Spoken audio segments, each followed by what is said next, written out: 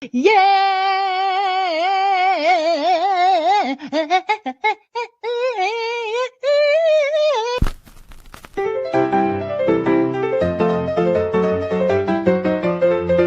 know what? I don't know what the is going on here anymore. Look, I have a dog.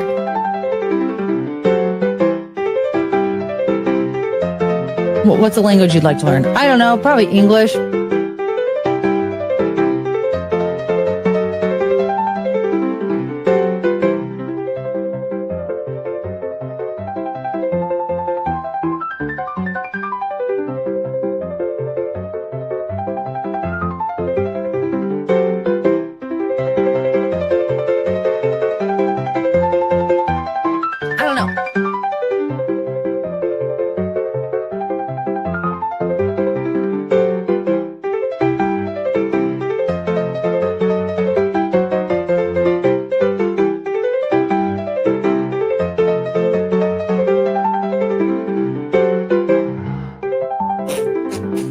Does anybody remember the girl group Dream?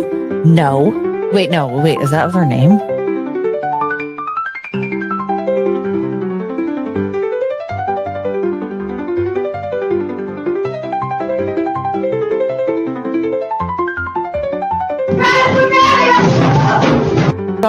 Forgettable. Running a country is very stressful. I was about to say special. What's wrong with me? Just because you had turned a year older doesn't mean you just get your ass eaten. None of this is funny. It's not that funny. Why am I doing this to myself? Oh my god, I have to giggle so bad. It wasn't even that funny. It's so sad how it hurts. I'm crying. Chongus hates it. Come back, honey.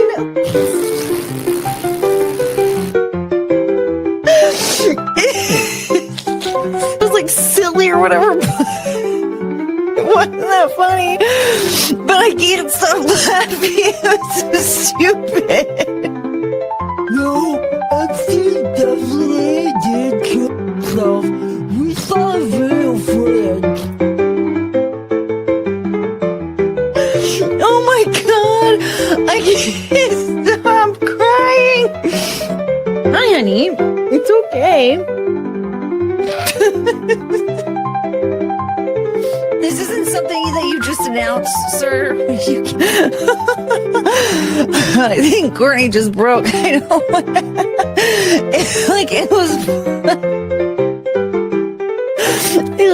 It was funny.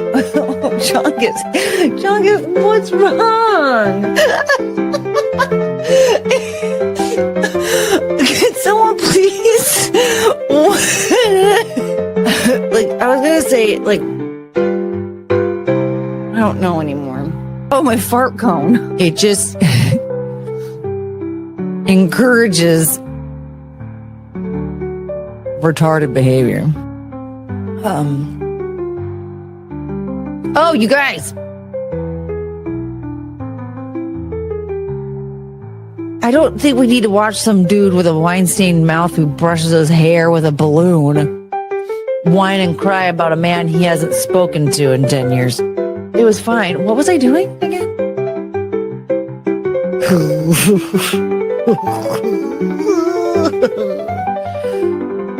Poor kid. It was kind of his fault. I'm drinking my Coors Light. Kiss my husband goodnight. Then I got in my truck. And then I yelled out, "What the?" This ain't your typical honky tonk.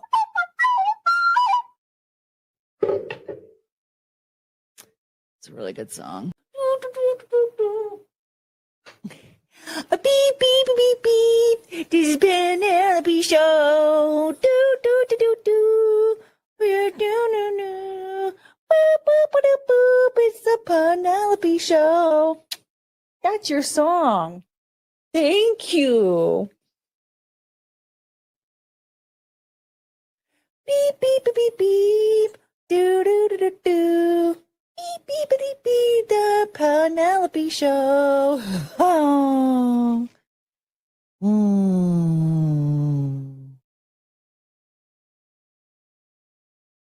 You couldn't give a about this, could you? Yeah. So what I've gathered from this is that I don't know what I'm talking about. Everybody, I am solo tonight. There are no dogs. I angled the camera up a little bit so that you don't feel cheated. I got rid of the dogs. I don't have dogs anymore. Just kidding. I'm kidding. Penelope is off in her lair. What's that? I don't know, the couch or something. And then Chungus and Cricket are right around the corner. Speaking of which, there's one lady that works at the vet. Okay. She works at the front desk. I need to get her fired. I actually feel bad saying that out loud. I don't ever want to interact with her ever again in my life. This woman is either severely incompetent and doesn't understand anything, or she's an asshole who loves to lie. Because remember the story I was telling you about how back in like late, I'm not gonna lie, I saw this. Did you make her a couch fort? I thought it said couch fart, and I was like, you know what? That lady is a couch fart, actually.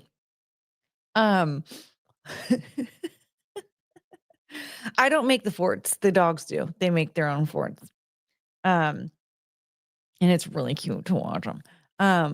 When back in late August, I picked up the prescription for Cricket and was like, hey, it's not very convenient for me to have to like remember a few days in advance, and I have to do it at the right time, or else like I'm going to get a phone call from you guys telling me that I can't do this or whatever. So I have to do it like the proper time, but I need to do it enough in advance to where when I bring it to the pharmacy that I have enough time for them in case they're out of it, that they can get it in stock, like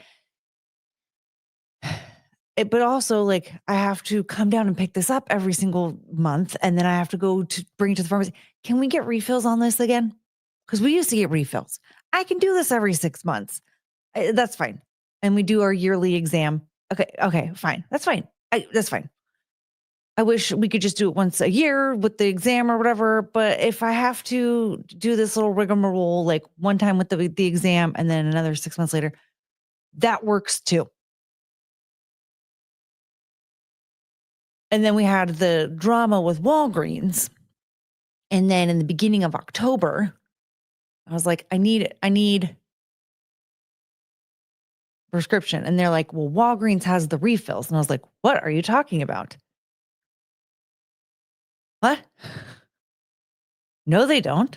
The prescription you gave me had just the one. Remember? Because and I asked you, hey, the next one, can you start putting refills on it? Like I never got a copy of this magical prescription that you had refills on. They're like, no, they have the refills. So I was like, whatever. You know what? I'll call them because you know what? They ordered Cricket's prescription back in like the beginning of September. By the end of September, they still didn't friggin' have it. But like, I mean, they have to have it by now. Like the whole thing, they have to, right? So I was like, well, whatever. At the same time, I can just call them and see if they have it. And then I can get the prescription information that I need from them, like the prescription number and stuff. So I can call another pharmacy, perhaps Costco was most likely where I was going to go, and give them all the details for it. But like, you know, I just figured whatever, if they have it, I'll have them fill it. And then like, I can get all that prescription information off of the bottle and I'll call Costco and have them transfer it over for next month. But I called them and they were like, no, we don't have any refills. And I was like, what? So then, so I was like, okay, fine. So I submitted the request again to the pharmacy or to the vet. I called them immediately and was like, I just submitted this. And what I need to let you know is that when you told me that Walgreens had those refills, that wasn't true. They don't have any refills for this prescription. And they're like, well, did you get the hard copy from the other pharmacy that you went to? And I was like, uh-huh. Yeah, I am. And then if you're transferred to different companies, you'd need to have the doctor call it into the new pharmacy. Oh, okay. That makes sense that they wanted me to. Okay, that makes sense. Because when I was like, well, I just want to transfer it to Costco, I talked to them last month. They were like, just go to CVS and pick up the hard copy and then let us know if they don't have it anymore. So there's that. But so I'm like, but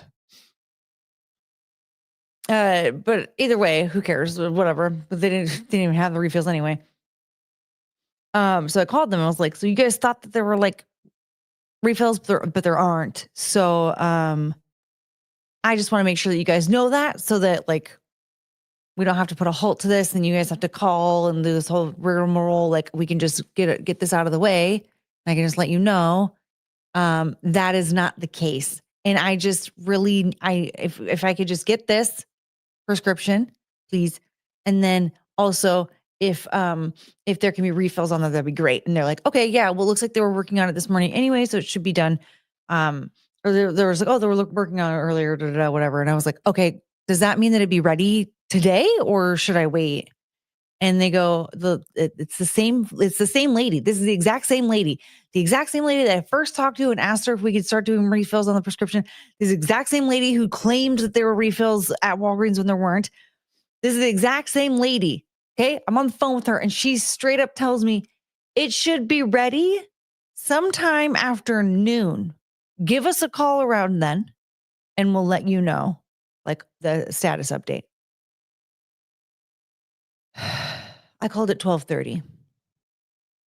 Okay. Here's the thing. So like, you know me, I'm like super, like, so like really, really poor. So I have a lot of clothes. I have a shit ton of holes in them. And they're my, like, I'm not leaving the house in these clothes, but I will wear them. So I took off my super holy cat sweater. There's a big hole in the armpit in this one and in this one.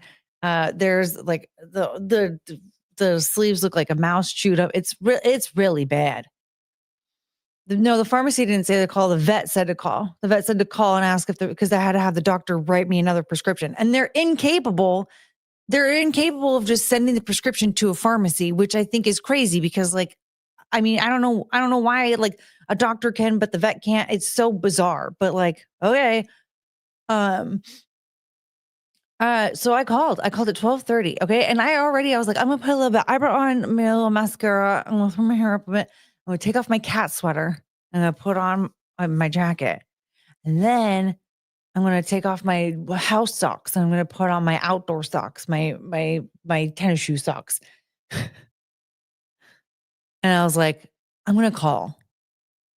Let me just double check and call. Cause I thought, like, you know what, I'll just go there. She said it's gonna be done sometime after noon. Whatever. I was like, this probably might be more irritating if I go instead of call. I talked to somebody else on the phone. Thank God. Maybe, I don't know. Maybe she's not the liar. Maybe everyone else is a liar. I don't really know. But they freaking tell me, oh, it's not going to be ready today. We're still waiting on they said, we're still waiting on the doctor, some name I've never heard of. I was like, how about a doctor that I've heard of that my dogs have actually seen? That'd be nice. Are they there? That'd be cool. Wait on the doctor to sign off on it. I was like, okay. And they're like, she's not here today. She'll be here tomorrow.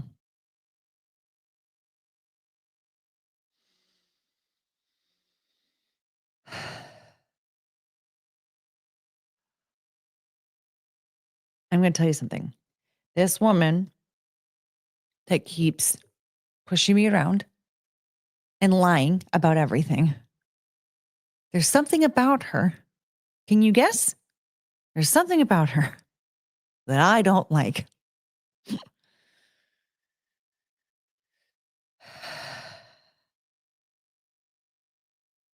Anybody here guess?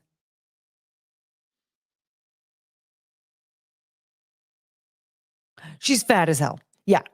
And the funny thing is I was like bitching to my brother about this lady a while back. I was like, and you know what? She's fat as fuck. And he was like, yeah, I bet. And I was like, no, she is. And he was like, oh. I'm like, listen, I'm going to tell you. And I just like went on and on about like, I know the exact sound of her voice, blah, blah, blah, blah, all this stuff. And I was like, it's her. It's only her. She's the one who's causing all the problems. I can't stand her. So, like I said before, I knew it had to be race or girth. So I actually feel really guilty saying like, I need her to be fired. I don't want her to be fired, but like, maybe I just need to say a prayer that she finds another job that she like wants to do and is good at, because this started also that same day when I asked about getting the refills. No, this was a different time. Okay. So the time that I asked about the refills, this was after this new scenario I'm telling you about. Okay. So first time I interacted with her, kind of, I didn't even interact with her. I walked into the vet to pick up the prescription, and like when you walk in, the front desk is kind of off to the side a little bit. And so you make eye contact with like the first person over here, right? And then there's another person here, and then like around the corner there's a third person, right? Usually that third person's the one that like the doctor will have you go up to like reschedule appointments and all that stuff. That very first person that you see is usually the one that's like, hi, checking in, hello, right? So I walk in and they have a little bell on the door, right? So the ding, ding, ding, ding, and you walk in. There's a first person in the corner, and she is very busy. I'm like, oh, I'm not going to bother her. She's helping somebody already anyway. So obviously I'm not going to be like, hey, excuse me. But then next to her, there's this big fat cow who is not looking up from her station. So I'm like, she must be really busy. Like that'd be kind of rude to interrupt. Like I've worked in customer facing jobs before where you're like, I just need to finish this. And then someone comes up and is like, ah, and you're like, hold on. I will tell you when I'm ready for you to come up here. I've been on the other side of that where you see like, rows of people that are, cashiers or whatever. And you stand there and you wait for them to be like, I can help you. Because if you just walk on up, a lot of times they're like, no. And then you stand there all awkward. They're like, just give me a second. And then you're like, dirt. You're like, geez, I could have gotten out way sooner if I would have just waited like 10 more seconds for another person to be ready. Ugh, right? So I'm thinking that's what it is, right? Like, I'm just like, I don't want to be standing there hovering over her and being rude and like getting all up her face. I will wait for her to be like, I can help you over here or whatever. Like, hey, how's it going? What can I do for you? Busy girl is finally done. She's like, hey, can I help you? And I was like, yeah, I need to pick up this prescription. And then she turned to fat cow and was like, can you like, she says it was like it was quiet enough to where I couldn't fully understand what she was saying. But essentially she was like, oh, sorry, was what how fat cow responded.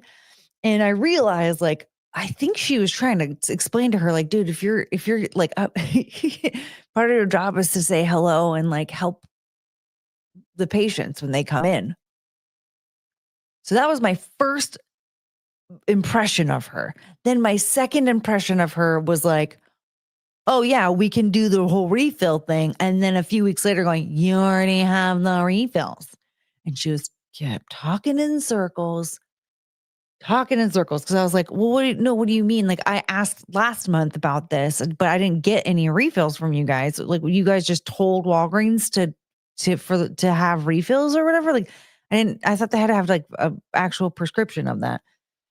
And all she said was, well, because you guys shouldn't have to be coming in every single month for the prescription. I was like, yeah, I know. That's why I asked. But like, you guys didn't, that was last month was when I asked. So I didn't get the prescription with the refills on it. Tell her to drop the fatitude or you're calling Ramos. Poor Ramos. Okay, we got to say hi to everybody. We have a story about Penelope on our walk today, too. It was very lovely. Breathe the Booker, hello. Carrie, hello. And Frank, hello. Where is it? Ashley Lane, and Scooter. And Avy Tom, C-Dubs, and Morgan. Emma, you're wearing the shirt. I'm wearing the shirt. Yes. Oh, you reminded me. I have to tell you guys everything. The couch fart. Yes. Where is Penelope? Oh no. Ow. I'm standing and I was stretching. It felt so good. I was stretching my hip flexor. It felt really nice, but I did too much. Woo! Lounge Singer, hello. McGuinevere, Pharmacy Chronicles. I know. It's so annoying. And it's just so stupid. Like, my dog has seizures. Like, have they never seen a dog they've never seen their loved one at all have a seizure before. They don't want medication for somebody that they love having a seizure. JC, hello. OMG, hi, JC.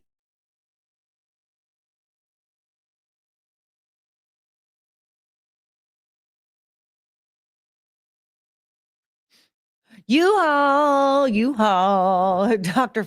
He's the one you call like feel good. He's the one to make it feel all right. He's the one to feel good. Douglas, you changed out of rags for nothing. I'm telling you, I stayed in those raggedy clothes until 24 minutes ago. Okay. And that's how I want it to be. I hear that, but they could also lie easier on the phone. No, she is not black. Yeah, not here today. That doctor is not here today. She's not Indian either. She's, or Hispanic. She might be Hispanic. I don't know. I mean, she seems just like white, but like she has black hair. She could be a bouncy house. She should quit and become a bouncy house. That just reminds me of that saying, if you want something done, give it to the busy person. No shit. I'm telling you, like, it's because the person who's not busy, they're not looking for anything to do. Okay. They don't want anything to do. You're a bother to them.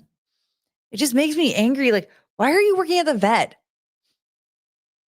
Because the thing is, like, it's one thing, like when you're in like medical care in general, like you need to have empathy. Okay. But see, when I am going to the doctor, even when I'm at my most vulnerable and I just want some help and stuff, it's just me. You know, I'm like, oh, whatever. But people who have pets, a lot of them, they're worse than people who have children. Like, do you want to see a person at the ER with their sick pet? No, you don't. You need to be empathetic in that situation because it is a terrible. I will commit crimes for my dog. You think I'm not going to go out of my way to try to get you fired if you're going to be this disrespectful to me? Come on. The only reason why I wouldn't is because I feel bad. Like that sucks. Losing your job sucks. It's happened to me a few times. It sucks. I don't want that to happen to you. Like, can you have the same empathy for me that I have for you, you fat cow? That's such a funny thing to say. Can you have the same empathy for me that I have for you, you fat cow? But here's the thing. Bitch, you can call me a fat cow all you want. I don't care. But be kind about my dog. Be considerate when it comes to my dog. That's all that I ask. Hello? Have you seen how cute that dog is? She steals the show every time she enters a room. And she doesn't even want the attention. She only wants attention from me. She's terrified of everybody in the room. But they all love her because somehow she is the cutest dog on the planet. And I'm not saying that because she's mine. I'm saying that because have you seen her damn face? That thing, it's not normal. I've had many other dogs. I have one that looks just like her. And she's still, listen, Chungus is really, really cute. But I don't know what it is about Cricket's dumb face. There's just something very special about it. Chungus, Chungus, everything else about Chungus is the cutest thing on the planet. Like her dumb body and her sweet disposition. She's the sweetest thing on the planet. My little choo-choo. Gabriel! Ugh, I just woke up from a nap. It's 9 p.m. You know what? I've done that before. But usually at that point, I just go back to bed. And then I wake up at like 7 a.m. Like, you know what? I guess this is a 12-hour sleep time. We're not getting anything done. Clearly, we are tired. This walking pad, I have it right in between my feet. Oh, okay. I gotta tell you guys. I got Viking, hello, and Adam Troy, hello. I gotta finish. Moo. She is a retard. I think that she just doesn't want to her job, and so she's just really purposefully bad at it. Scooter, hello. I missed you last night. Oh, yeah. Michael Coulter, I was in my late, but I'm still here. I was in my late too. Currently, Top was in a jacuzzi. Excuse me, lounge singer. This is a family show. This is the Penelope show. Do, do, do, do, do. We have to be appropriate because she's my baby. Last month, we remember you left in front of us. I was very upset. I was really upset. And I'm still sad. Rags to riches. If only it were that. Do, do, do, do, do. On a scale of 1 to J-Bay, how Tess Holiday is she? Well, let's see here. Do you guys remember Virgie Tovar from the Fat Mall? So she's more than that, but less than J-Bay and Tess Holiday, right? She's less than that. She's a little bit less than Glitter and Lasers. We have to talk about her. Oh my God. We have so many deep dives to go down. Woo! Good news, I gotta raise a word. Yay!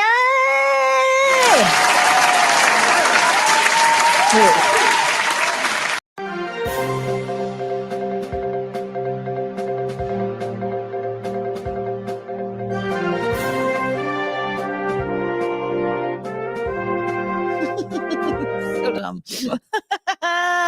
Congrats. Which crimes? Oh, any of them. I can't list them off on YouTube, but I'm just saying, well, okay, never mind. Sorry, not any of them, because there's certain things that I would never do at all. Rick, what up? So here is Cricket's like, what the fuck about me? No, I was talking about Cricket. Cricket has the cutest face on the planet. So Cricket has the cutest face out of any dog I've ever seen. Chungus has like the sweetest disposition and the funniest body out of any dog I've ever seen. And then Penelope has the prettiest markings out of any dog I've ever seen.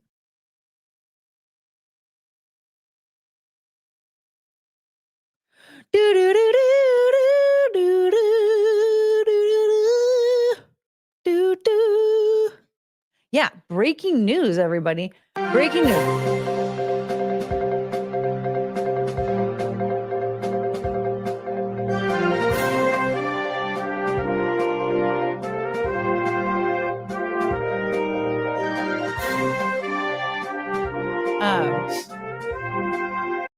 I thought you were talking about Penelope being pretty. No, Cricket has like the cutest face on the planet. Okay, Frank missed the part when I said I have another dog that looks like her. And then I said, sorry, Chungus, you are very cute, but there's something about Cricket's face.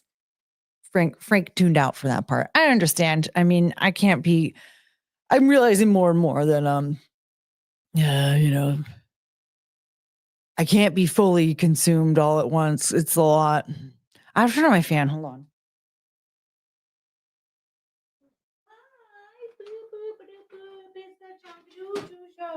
You're so cute. You want to come hang out? What are you guys staying there? Oh,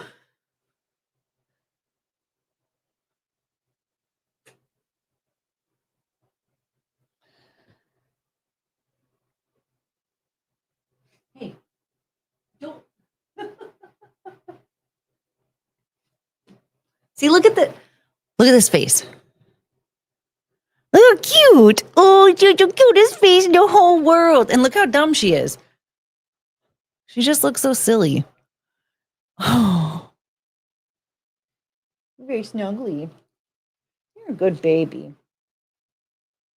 You're very, very snuggly. Yeah. My little baby. Love you. So we have to talk about Penelope. Oh, here we go. So Penelope. Let me see if I can get like a decent. Well, no. I was so focused on getting Cricket or Chungus in the shot that I forgot that. Oh, before I tell you guys about Penelope, we're changing the goals a bit, okay, so that we can make it a little bit more feasible with our viewer count. So I figured we can change. Oh my god! Oh, my back. You forgot you had a head. Yeah. I mean, honestly, who wants to look at my face anyway? But so we'll change the cleave goal to 100, and then we'll change. Then for 200, we can do the walking pad. And then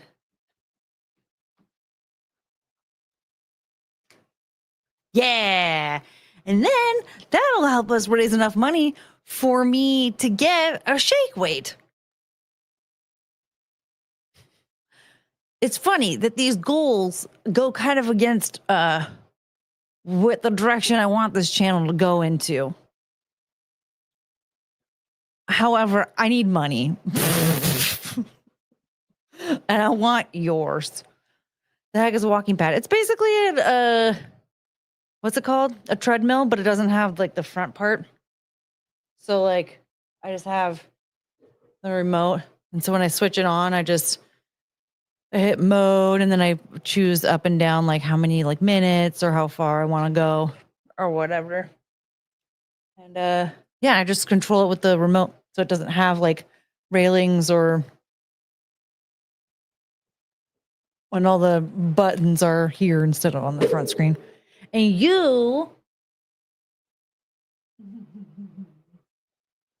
comedy and cleavage, what's not the love? It feels very reminiscent of, say, like I have an OF, which I just would never have one of those. I'm not cut out for it. Comedy and cleavage, what's not to love? Yeah, we should do more comedy around here.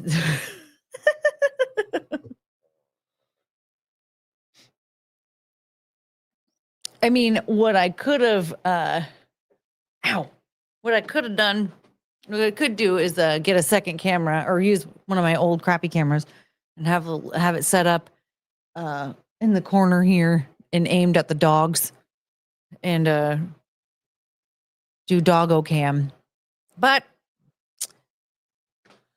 I have boobs. I mean, they're there. You know what I'm saying? Like utilize them. I'm going to move this walking pad a little bit.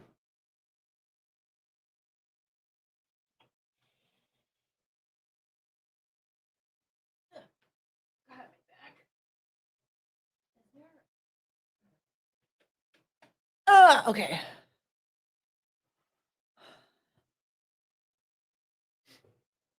Do do do do.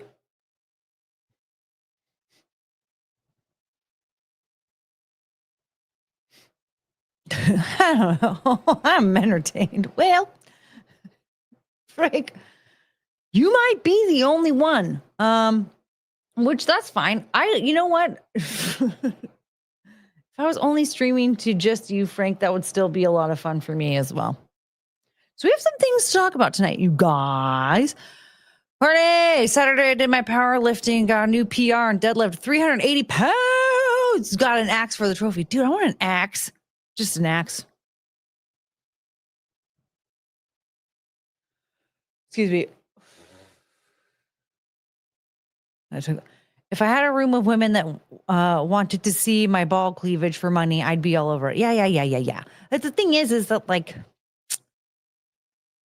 every woman on the internet can do that, you know? But again, it's just like, well, whatever. I'm here and I want to be here and I have boobs. I have cleavage. So I just, so like for me, I feel like if I'm invited as a guest onto a show, onto a channel, then you know what, maybe still I would grace people with some cleave to be, gracious that I was invited to be a guest or whatever. You know what I mean? Words are hard today. And then, but if you're gonna come to my channel, yeah, now you have to pay for it.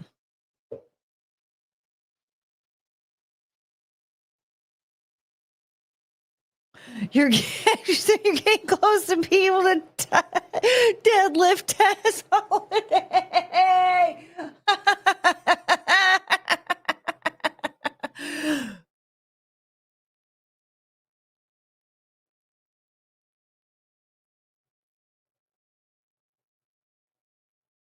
Could you imagine if one day Saw like not only deadlifted her, but did a what is it? Is that a power clean? Is that a power clean?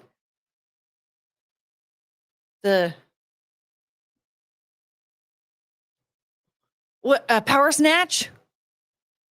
What is it? You know what I'm talking about? But if he could lift her up over his head, that'd be amazing.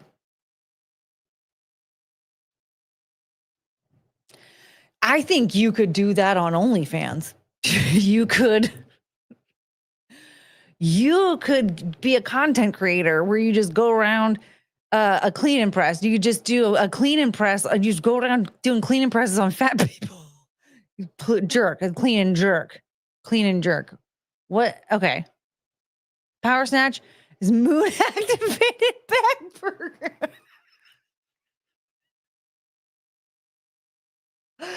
You know what's really funny is that I heard the term power snatch like, God, 10 years ago. And I used to tell my friend Katie that was what her vagina was. And then we called mine the danger bush.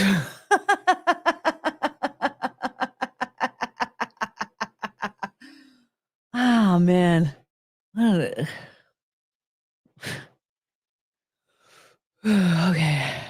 Moon activated back burger. Thor from Game of Thrones can deadlift.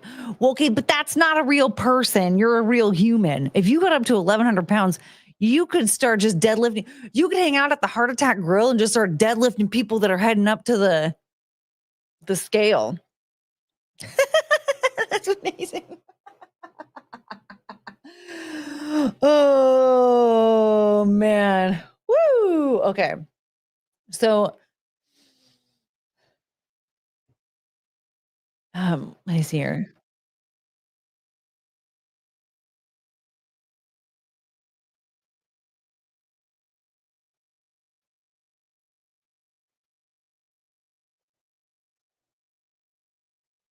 Okay.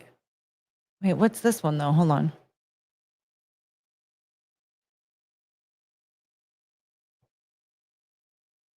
Okay, both of these are fun. I want to share some of these with you. These made me laugh really, really hard. Are you guys familiar with Caleb Hammer? If you're not, Caleb Hammer, he has a YouTube channel. He does like financial what he's basically like he helps out people that are struggling financially, but he's not on like a Dave Ramsey level or anything like that. Like he's basically like step one when you are like in thousands and thousands of dollars of debt and you are making decent enough amount of money. Like he helps people like figure out like what you need to like cut out of your budget, and like he'll tell them like what different programs they can use depending on what it is they want to do. Like he'll tell them about like switching your phone bill to a lower phone bill, or like, you need to rebuild your credit with Fizz debit card, like all that kind of stuff. And so like he walks them through the whole thing, but he'll also go through all of their charges, and he'll like make fun of them for it. And his reactions are really funny. And I watched a couple of the episodes that were like real crazy. Is this the illegal couple? No, it's called Financial Audit. Thank you financial audit. I already forgot the name of it. And I got into it for a while there, but it made me realize more and more. I'm like, I don't even have enough money to even do this. Like I just have to accept my fate right now. I'll come back to this later. Oh, Gary, don't spoil it. But these two clips sent me into orbit when I was watching. I saw them floating around on Twitter, and I have to share this with you. Tell me what happened. Because he's in prison right now, which is why he's not here filming. Your black husband is in prison. Of course. Yeah. So he asked her. She said he's in prison. That's why he's not filming. And he said, "Your black husband." He's like, "Your black husband's in prison." And she said, "Yeah, what do you mean? Of course." She said, "Of course." What? Husband is in prison. Of course. Of course. What do you mean? Of course.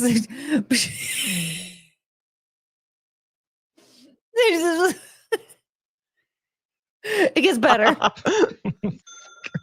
Yeah. Yeah. The next one. Black daddy's in jail. Who knew? Because in jail, they do it. Well, it's actually federal prison, and because they do it like by race, like you have to have like. Okay, so when you go into the prison, they they ask you to be part of a car, which is like who you ride with. So it's Who like does? Who asks you that? when The prison? when you're an inmate, all the people come up to you and they're like, "Hey, dude, like what car do you want to be in?" And so it's like the blacks tried to claim him, and he was like, "No, I'm not." And then the whites were like, "Well, he doesn't like black people." Right, which is why he was like, "No, I'm not going to ride with y'all." And then like the whites were like, "He's a black guy that doesn't like black people." Did she marry him post incarceration? No, I'm pretty sure she married him before the incarceration. She explains it in one of these clips. "Well, I mean, we're down with you because you're basically a racist, but like you're black, we can't take you." And so the car he's in is, "We're down with you because you're racist, but we can't take you because we're also racist." Whoa. Called, I think it's like Solana or Solano, which is like you're independent. And apparently the child molesters have their own car, but they're in their own separated camp. And he's not in that. He is not in that. Well, you can tell everybody. Each of the cars has their own TV at the prison that they are allowed to watch. So it's like the blacks are all in one corner watching one TV, and then the whites are over here, and the Solanas have and I guess the child molesters have their own TV at their own camp, which is separated. And then we were joking it's probably on Disney Channel. His face. Whoa. So she has a really great sense of humor. She really looks like she seems to be the kind of person that can find the humor in any situation, even when her freaking husband is in jail. Oh man, it's a manly chick. They actually have kids together. She stole his personality from Uncle Ruckus, Clayton Bigsby. This is like, she's cracking me up because I don't know why she went into it this way with her whole like, yeah, of course he's in prison. Hello, he's black. What? Okay, I think she explains it. Tell me what happened. Because he's in prison right now, which is why he's not here filming. Hold on. Your black husband is in prison. Please just mute that. My goodness. Okay, here we go.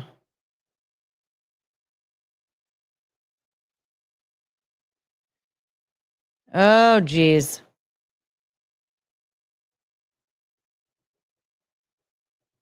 Come on now.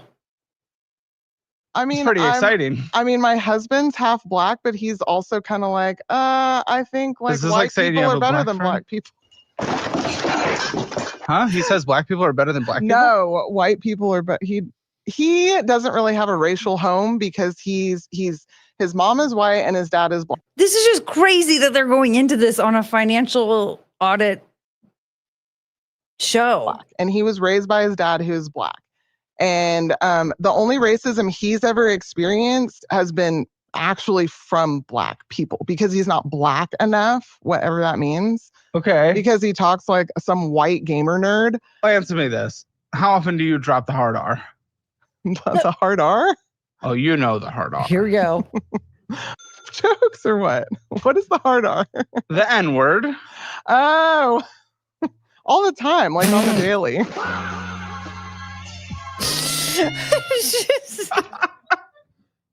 He is one. Ah!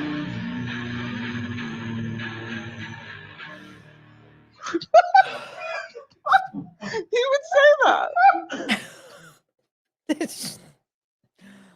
Wow, I thought you guys might like her a little bit. What up, dude? Mummy boy. All the time. Yeah. Wow. Oh, Beep, were you saying wow too?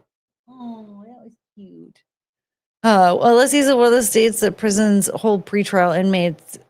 Him being in prison means he got convicted, so probably did the deed. Yeah, he did something. I think she explained it in one of these clips, but those were the only two I saved. Yeah, her giggling about it. That was just so funny because she's like, she doesn't care. She's like, yeah. The fact that she was like all the time.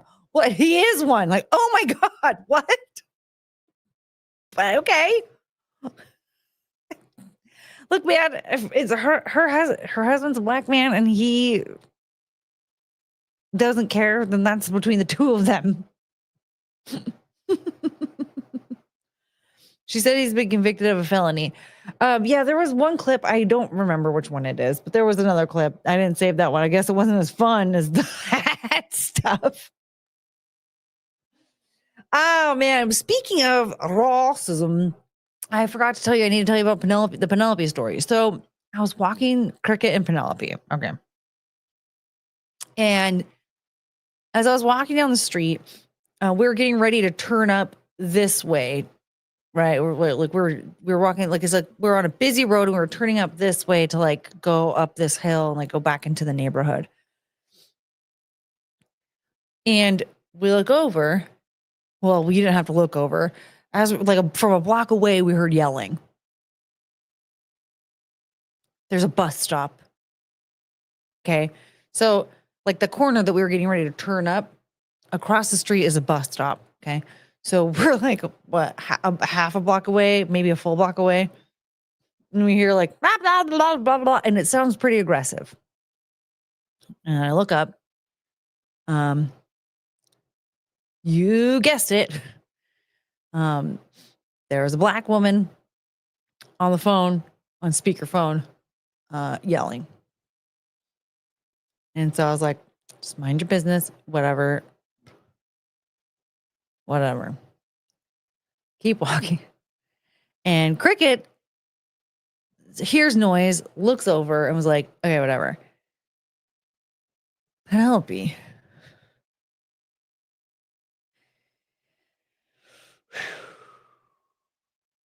Penelope.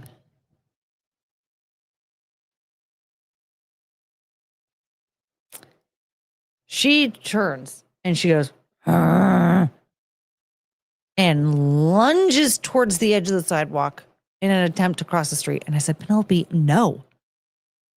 And as I'm walking away, she is face away from me and she's like bouncing because she's trying to go forward, but I pulling her away. So she's bouncing backwards on accident.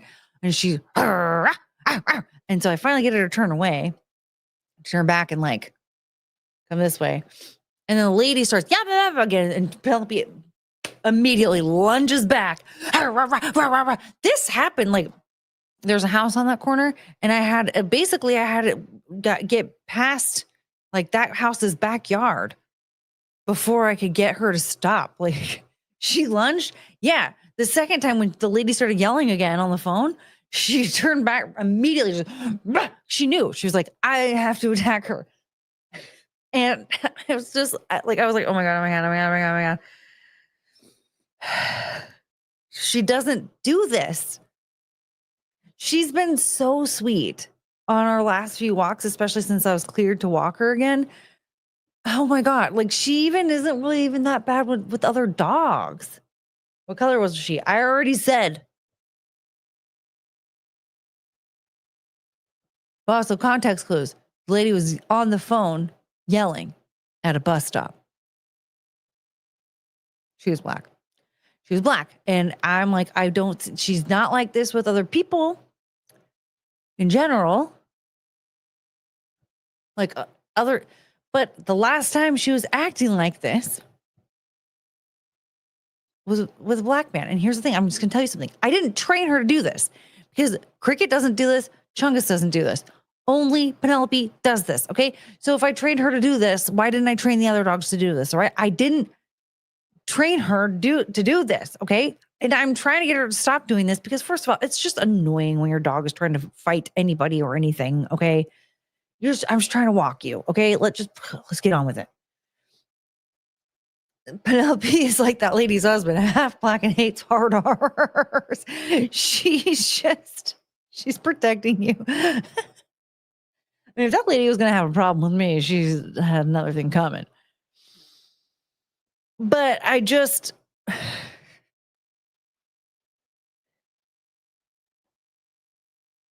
don't get it, Penelope.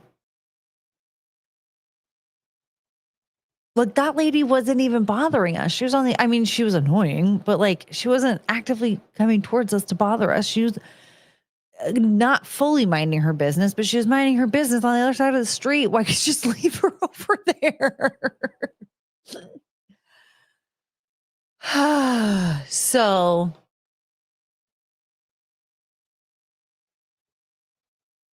another entry into the saga of Penelope and her Rossism. I just don't understand. Maybe that's why she keeps doing it. Penelope's like, I will stop whenever you learn. Whenever I learn, I need to learn that. Who's learned? When the lady stops yelling on her phone. That's funny.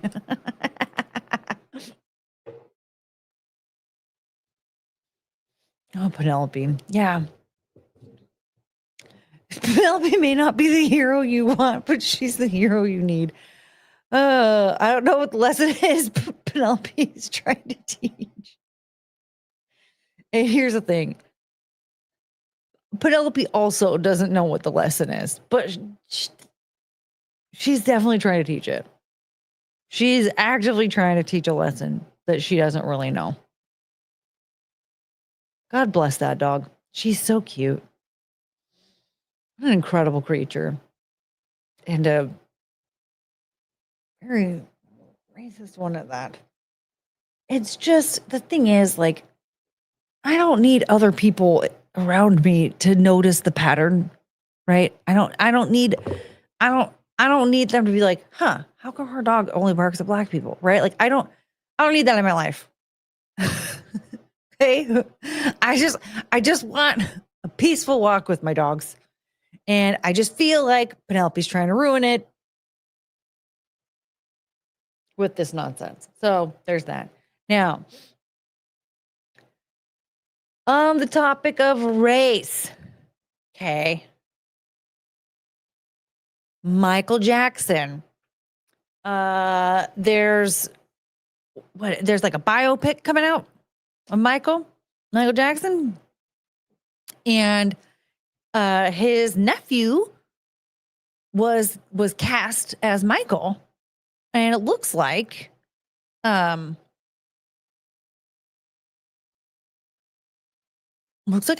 might be, people are already mad because the nephew doesn't look exactly like Michael, but like that's weird to think that he's gonna look exactly like Michael. Like, come on.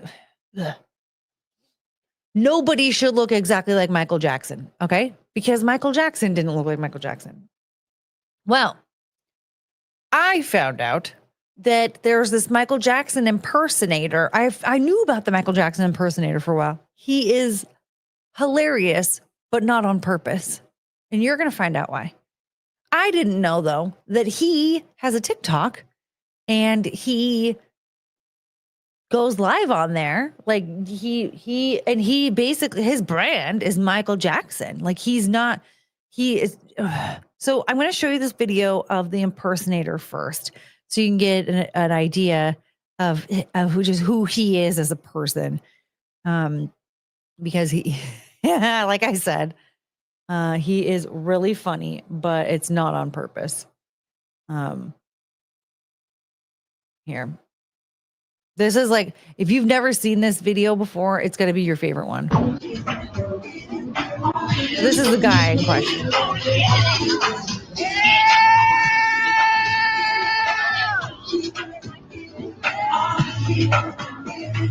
So he's reacting to this guy that's also a Michael Jackson impersonator, which is really weird because that guy doesn't really look much like Michael Jackson at any time. But notice his demeanor. Look at him. He's acting like he is Michael Jackson.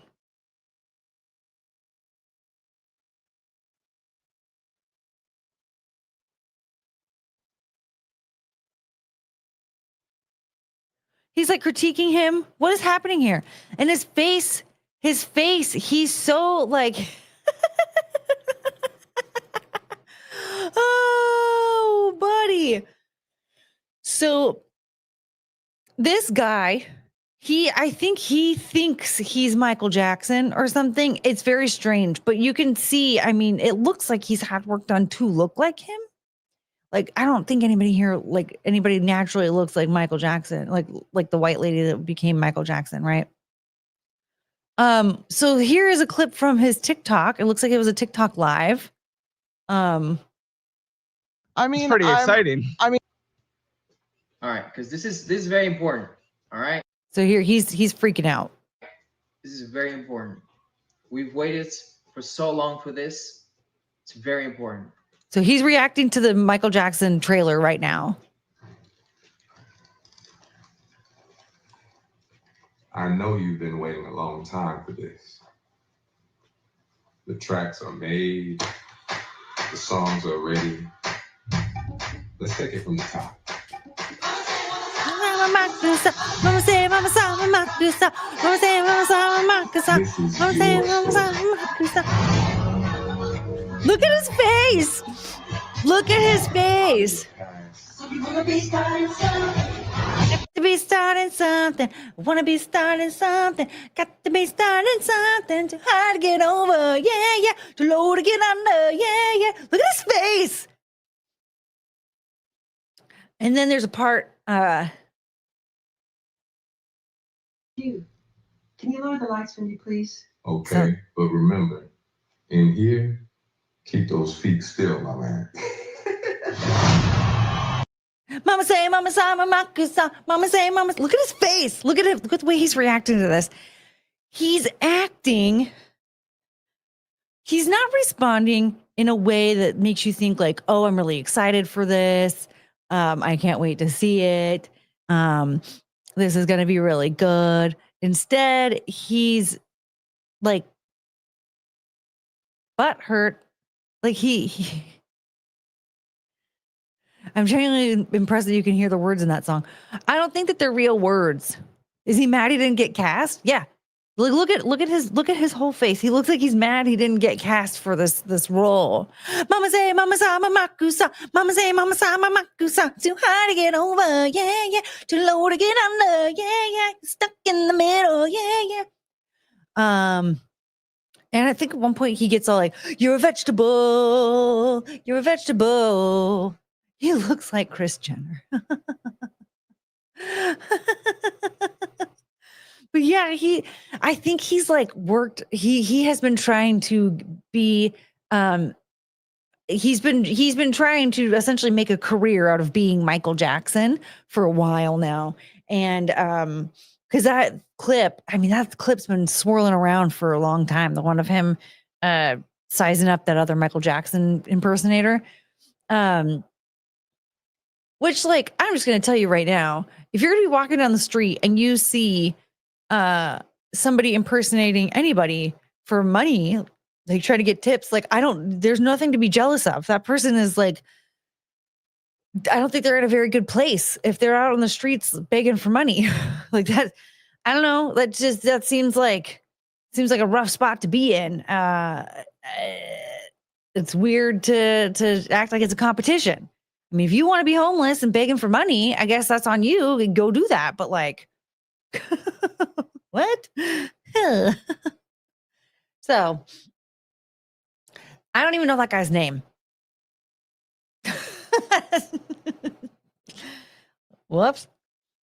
But he is weird and he thinks that he's Michael Jackson. All right, we got to get Frank with the $20.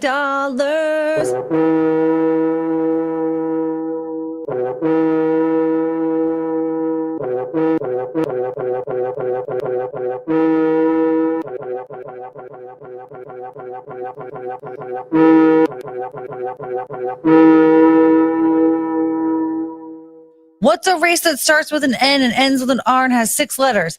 NASCAR. Oh.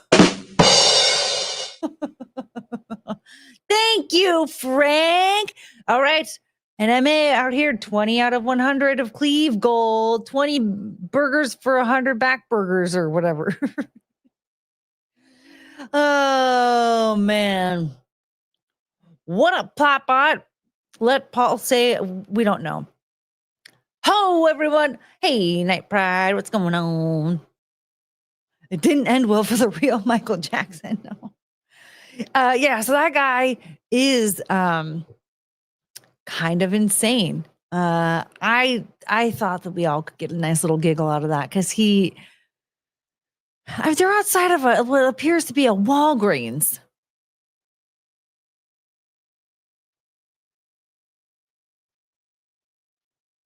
Is that a Walgreens? Hanover. It just says 24 hour. I don't know.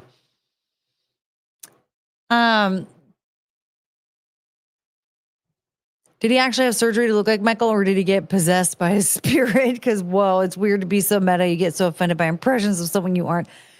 Yeah. Well, the whole thing is bizarre. But I mean, I don't think anybody's facial structure is like that naturally at all. I've never seen anybody look like that. Just born looking like that. That's that nose is very very Jackson-esque post surgery. So it just tells like, I'm yawning. Yeah, he's got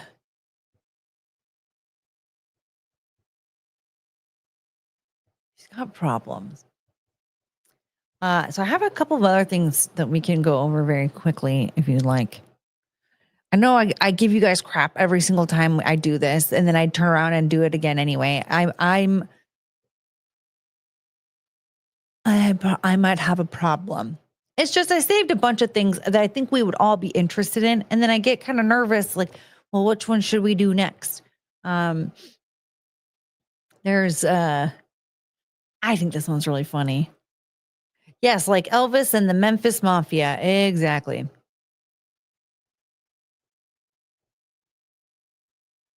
I've seen mummies with that facial structure. I'm just sad that Michael Jackson's son Blanket doesn't want to be called Blanket anymore. Well, that wasn't even his real name. It's weird that there are like reports out there saying that was his real name, but it wasn't. That was his nickname. He called both of his sons Prince Michael. It was? I vividly remember his name was Prince Michael until he got dangled over that balcony. And then they were like, oh, we call him Blanket because we put a blanket over his face. Michael said it was his name. Is this the Mandela effect again? Because I am telling you, I remember seeing Prince is a different one. No, I have vivid memories though of like, we would make fun of him. We were like, he named both of his sons Prince Michael. And then they're like, yeah, his nickname is Blanket. His name is Blanket because it means blessing. You know what? I leapt it. I did. I had a matrix glitch. That's the only thing that explains this.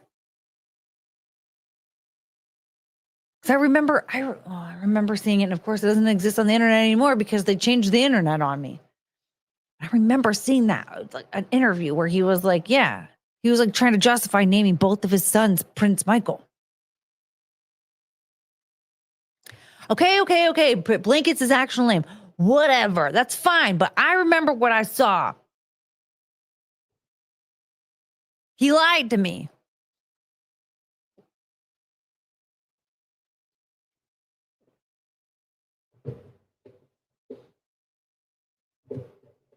Mama say, mama sa, mama kusa. Mama say, mama sa, mama kusa. My back hurts so bad. This is killing me. Whoo. After powerlifting, we went to the casino buffet and I had barbecue ribs and pulled pork and prime rib, turkey. Okay. Barbecue meatballs, cheesecake, and carrot cake. Wow. Well, I had lasagna. So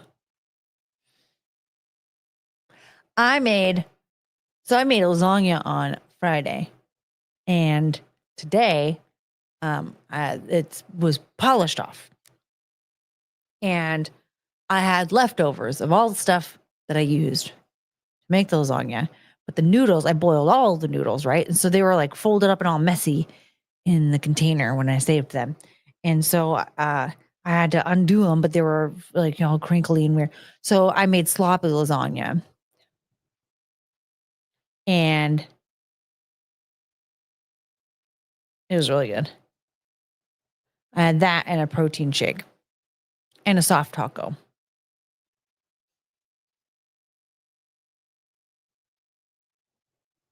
That, even with all of that, and I even like had a smaller piece and I didn't even eat the whole thing of the lasagna, I probably still had like 4,500 calories today.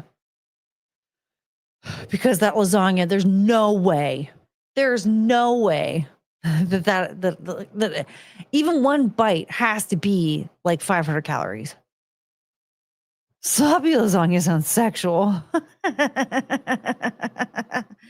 George Foreman has 6 sons named George. Exactly. I think somebody even like made a joke about Michael Jackson. Like, what are you going to try and be like George Foreman naming all your kids? Blah, blah, blah, blah, blah.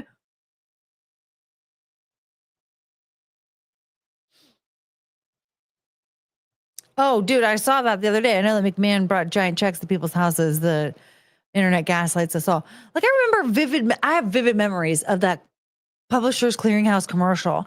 And people would even say, oh, you're just waiting for Ed McMahon to come to your house. And they're like, oh, there's another company called America's Clearinghouse or something like that. It's not Publishers Clearinghouse. It's America's something or other. America's Publishing Home or something like that. And I'm like, no one's ever heard of that. Ever.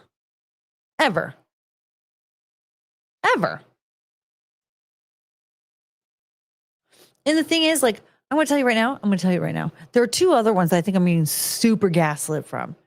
One, well, first of all, like one of them I know for sure being gaslit, and that's the cornucopia, the Fruit of the Loom.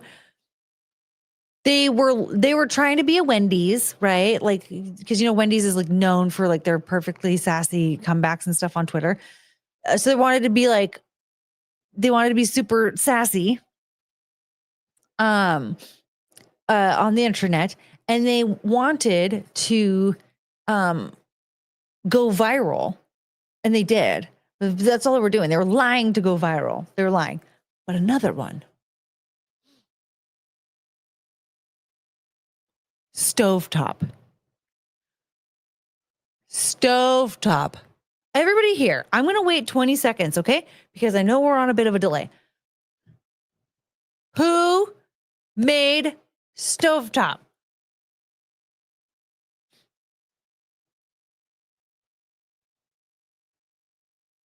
Who made stovetop?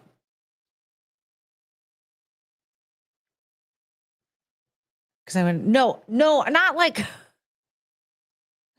who made it at home. I'm asking you, like, what company made stovetop? Like, who was it that manufactured it and put it on the shelves? Not you. Well, no, I have never had a stuffing company before. Stofers. Okay. Hamburger. Oh, okay. this is a very interesting response. Very on brand for you, Morgan. My mom made the best stuffing.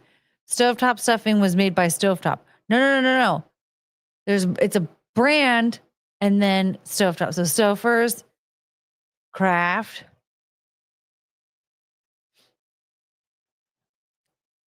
Okay, so get this. The internet insists that it's Kraft. I have vivid memories. Betty Crocker, that's a really good guess. Heinz is not. I have vivid memories of the commercial saying, Stouffer's stovetop stuffing. She didn't say it like that. Stouffer's stovetop stuffing. It's Stouffer's stovetop stuffing. It always has been. What's crazy is I saw somebody, they did a video on this because they were doing the whole Mandela effect video or whatever. And he was like, it's Kraft. It's always been Kraft. And he showed the red box and it said Kraft on it. And I was like, but I remember that commercial. It's Stouffer's stovetop stuffing. Stouffer's stovetop stuffing. It's not Kraft. The crazy thing is that like, that's all I found. Nabisco makes crackers. Yes. Stouffer's was those TV dinners. They had like a big old like frozen section, right? They have like a big old frozen selection, but I swear to you, Stouffer's stovetop stuffing. I swear that's what I heard in the commercial. It was Stouffer's stovetop stuffing, and Blanket's real name is Prince Michael. Didn't Blanket change his name though? He did change his name. He legally changed his name from whatever it originally was. People were saying it was Blanket. Fine. Marie Callender. Ooh, that's a good guess. Does Hamburger Helper also make Back Burger Helper? Wait, Kraft is stovetop, not stovetop. Which is Stouffer's brand.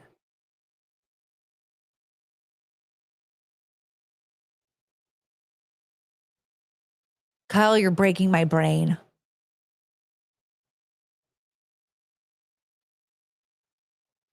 Okay, I have a question.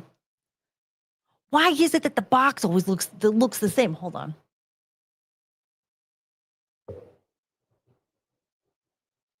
Stove.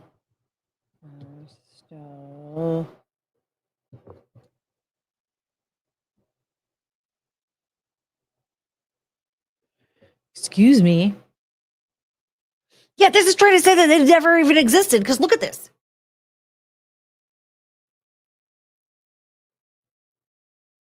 I remember this box, but it was Stouffer's. And look at that. Kraft. And these don't even have a thing. Stouffer's stovetop stuffing supposedly never existed. See, I remember, I'm afraid to click on this. But I remember this on the side, that one. I remember that. I have vivid memories of that.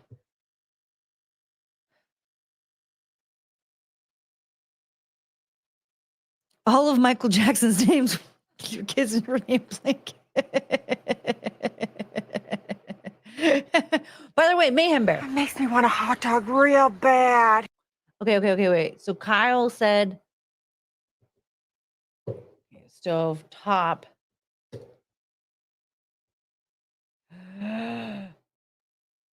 Dude, the internet is telling me this is just not a thing.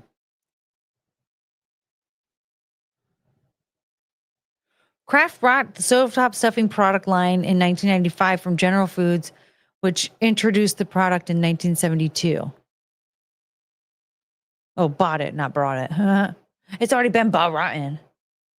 Stovetop is the name of the stuffing because you make it on a stovetop as compared to an oven, the traditional method. So it's like Kraft mac and cheese versus like Annie's mac and cheese or whatever. Like anybody's gonna like have that if they make that product. Because yeah, okay. Yeah. Mm-hmm. Back burgers are amazing. This is a lot. Yeah, I don't know how to I don't. Is Chungus the Energizer Bunny? What do you mean?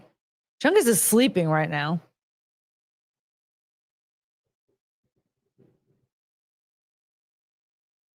Look at that little creature. Oh, beautiful, beautiful baby dog. Beautiful baby dog. I know you would rather see her, which is why I won't let you see her.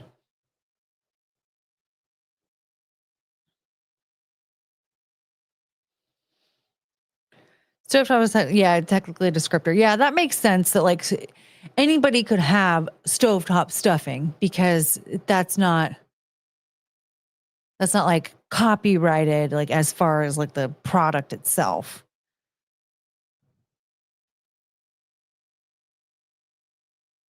Google image search of stovetop stuffing backs my first answer. Marie Callender? I don't remember your first answer. What does this mean? No Russell Hall after saying back burger? Did he die? Rhinoceros. Oof.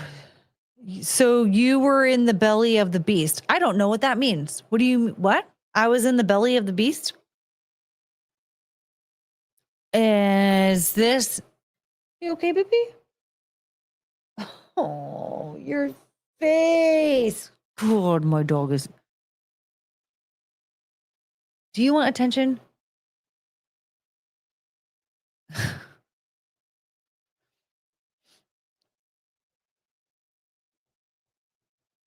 Someone took a picture of a box of stovetop stuffing from Stouffer's on their shelf. So yeah, it exists, or at least did exist. I think Stouffer's changed the name because of Kraft.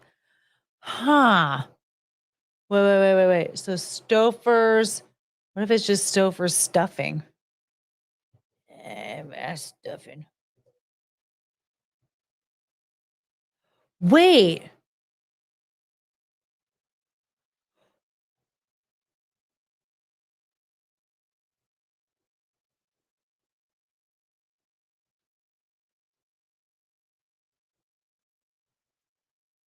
I don't know anymore. What did the box look like pre-1995 before Kraft bought it? I mean, fuck if I know. In my brain, it just looks like the Kraft box, but because their stuff is all the red boxes, right? Like you get the big thing. Well, I would do a mac and cheese.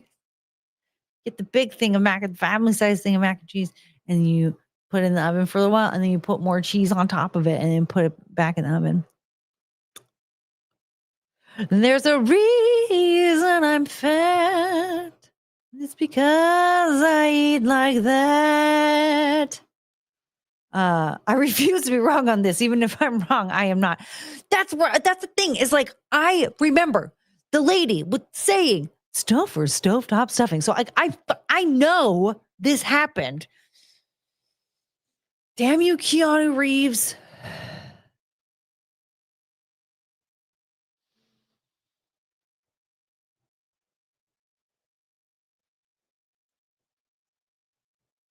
Oh.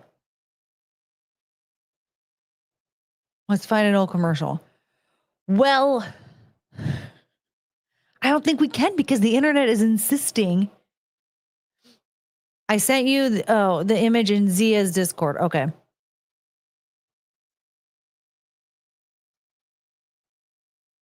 Do.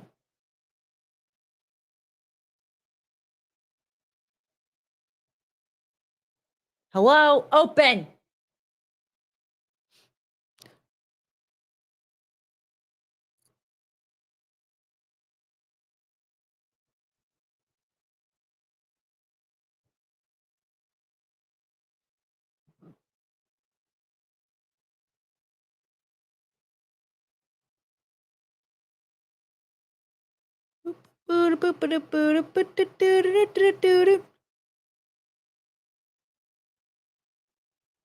Oh shit.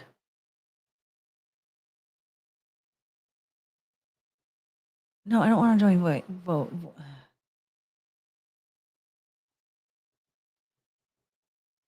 I like that song that I just made up. There's a reason I'm fat. It's because I eat like that. Food.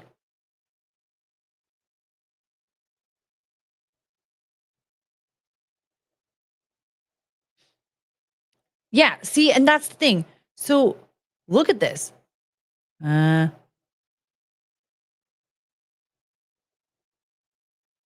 This looks exactly like the Kraft box. So what I'm thinking, what did Kraft like only buy out Stouffer stovetop stuffing and nothing else? Should I sit down? There's a reason I'm fat. It's because I eat like that. Somebody give me $100.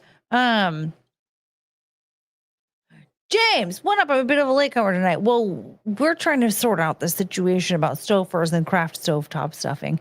I don't see any brands in the commercials. The commercials just say stovetop. Dude, I'm telling you.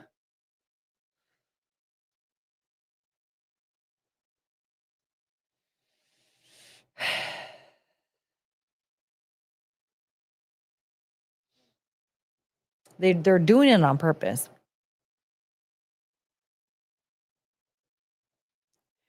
The clips about it from the documentary have him saying Blanket was his name, not his nickname.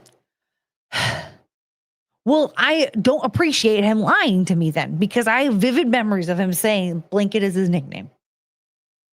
Did Stouffer's make TV dinners? Yeah. And they have like frozen lasagna and like frozen mac and cheese. Read the other chat. Shit. I had a feeling I didn't need to exit out of here, and then I did. Hold, please. I think I need to grab a chair. I think it's time to sit for a bit. There's a reason I'm fat. It's because I eat like that. Read the other chat. Oh. From you, not from Discord. Whoops. I'm an idiot. You're correct about the blanket thing. It's not the... Oh, wait. But the clips of MJ talking about it from the documentary have him saying Blanket was his name, not his nickname. Well, is he retarded? It's his son. Why? I was saying you were right. Okay. But the documentary where I learned about Blanket, they only used clips of MJ talking about it like Blanket was his name. Ah, okay. See? I need to sit down. Hold on. Oh, I don't like this. I don't want it. Thing is, I don't want to sit down because it's going to hurt more.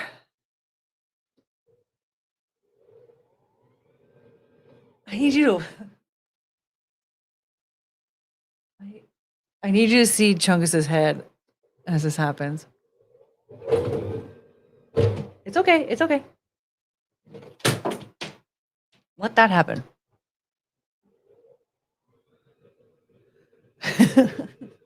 Okay, it was funnier before. I think. Okay. Oh.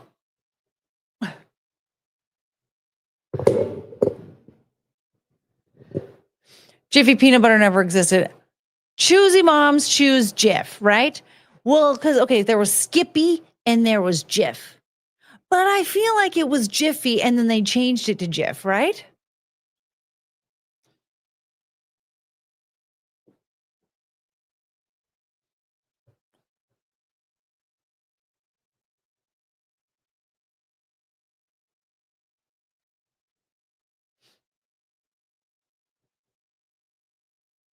There's a reason I'm fat. It's because I eat like that.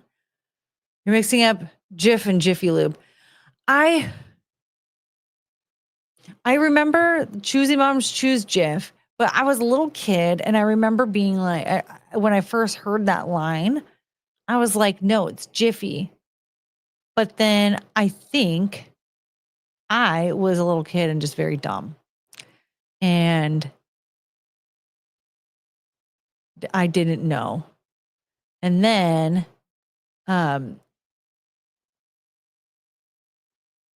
it's always been Jif. Yeah, I think that one, like, it's confusing because there was Jif and then there was Skippy. And I think people combined it. Mandela effect. Is that where people think he was nice and peaceful and not a bloodthirsty communist? Probably. Well, I think that's part of it.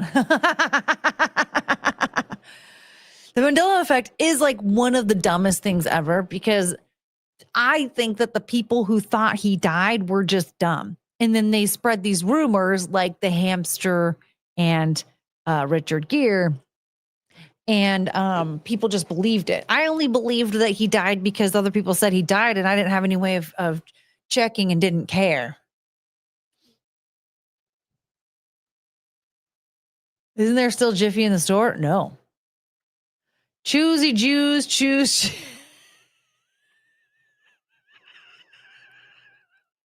What the? Oh, man. Those choosy Jews.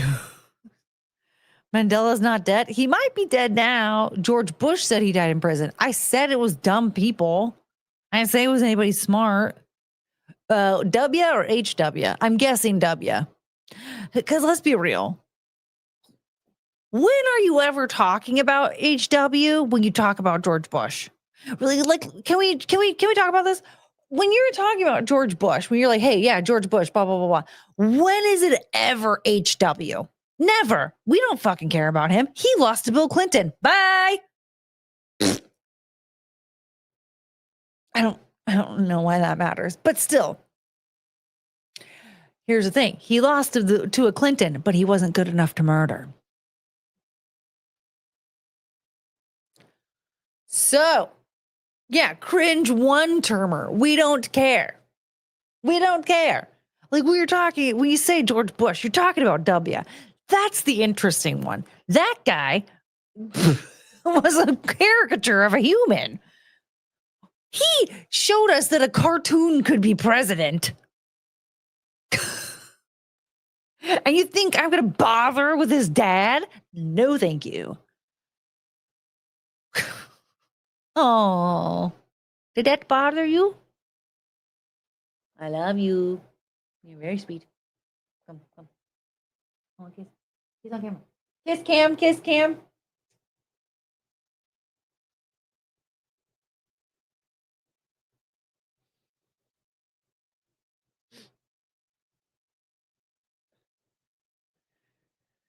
It's just the name, not the thing. The effect is real. I prove it. Finish the line. Have yourself a merry little Christmas. Well, I mean, that song has been no. That's not a good option though, because that song has been re-recorded by like gajillions of people. So it depends on who recorded it. Because like I remember Christina Aguilera singing, "Have yourself a merry little Christmas, and let your heart be light.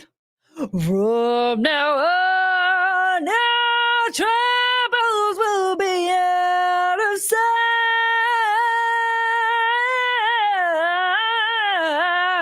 Or however she sang it. I'm sorry, did that bother you, honey? But like, I mean, you have to tell me whose version.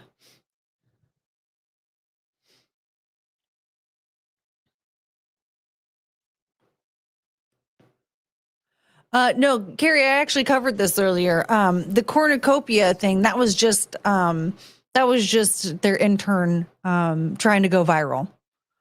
They lied about the cornucopia not being there just to try and go viral, and then they did.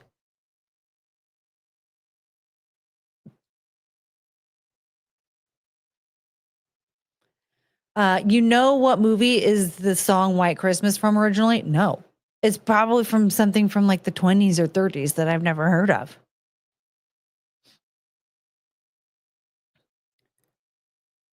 Crossbone Rivers version. Did they ever sing Have Yourself a Merry Little Christmas? That's right. You would think it is Let Your Heart Be Light. That is right. You know that what Bing Crosby actually sang, Have Yourself a Merry Little Christmas, Let Your Heart Be Lies. Oh, well, he's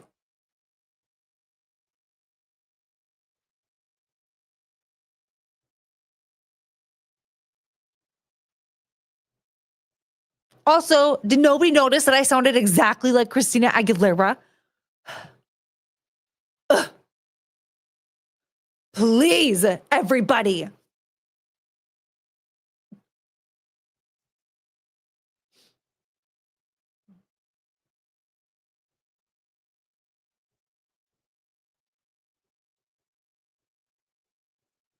Don't they do a Christmas album, A Very Crossbone Christmas?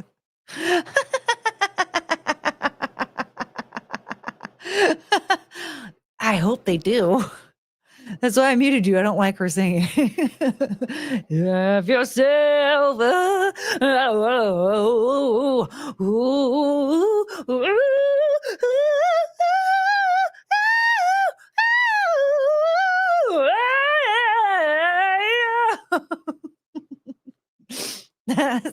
that's Christina Aguilera. I could do that all night. I'm not gonna lie. I can see where she does it now because it's fun. Thank you, Wally. Wally understands. I sounded exactly like her. Tim F, what up? Glass just broke.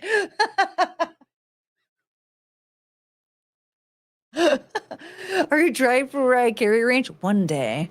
I actually I was trying for Mariah Carey range when I was a teenager. I used to, man, I used to be able to do like real whistle notes and stuff. Whew.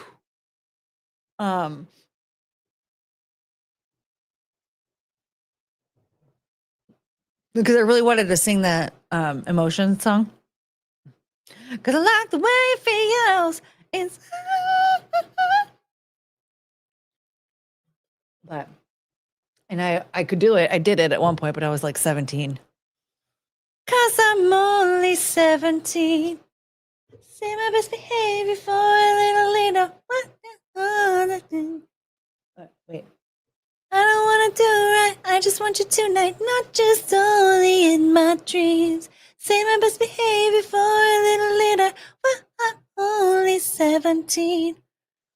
Living in the moment, keeping my heart open. I don't remember how the rest of that song goes. The whistle would piss off your dogs. That's why I stopped practicing, is because, 23 years ago. What? Yeah. Oh, God. 23 years ago, I thought I should stop practicing this so that I don't hurt my dogs. Andrew Thomas coming in here. You know what? Yeah, this is a bikini now. So, except, you know what?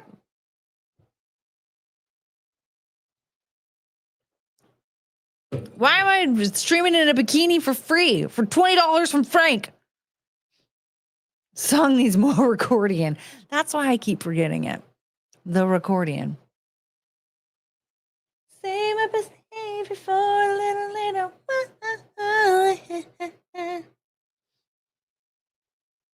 Think I'm in my mind about it. Think I'm in my mind about it. Time to grow up. What the hell are the lyrics to that freaking song? Excuse me.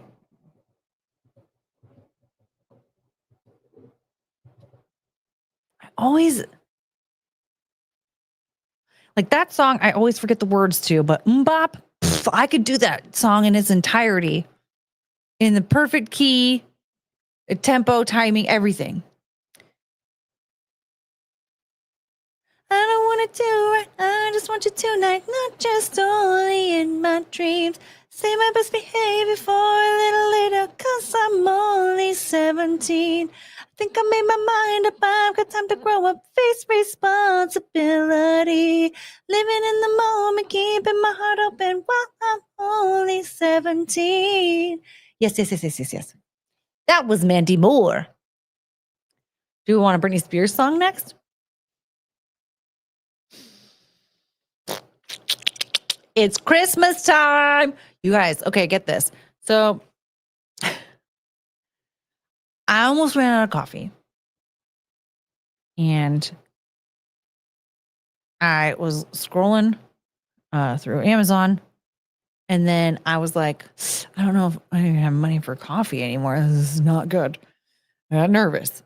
But I found these skinny syrups because that was one thing I was like, I can't drink coffee with creamer anymore because I need to have nothing.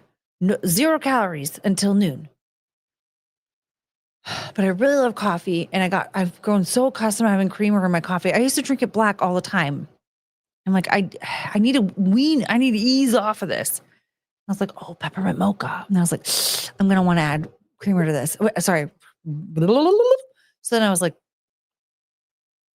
going through looking at like different flavors of all these different things. And I found these 0 calories, 0 sugars, whatever they're called, skinny mixes.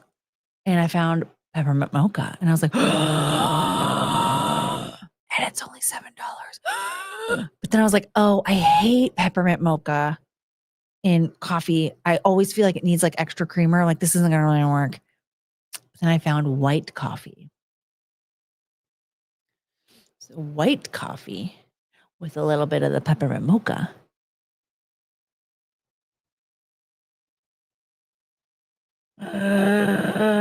Stevia and oat milk. Nope. The oat milk, that completely negates what I'm trying to do. You're not really paying attention. 0 calories altogether. I solved it myself. I didn't need your help. I wasn't asking for help. I was trying to tell you about my experience. Also, I heard I want to try this one when I have a little bit more money. What I want to try is there's this like caramel flavor. So the Zevia sodas, and they have a caramel flavored one. And I've heard that people will use that instead of creamer. And I thought, oh, if I get that, maybe they have other ones that could be used like a creamer too, like a creamer flavor. And then maybe I could use the another skinny mixes syrup with the Zevia flavors and mix that with coffee. That would be so good.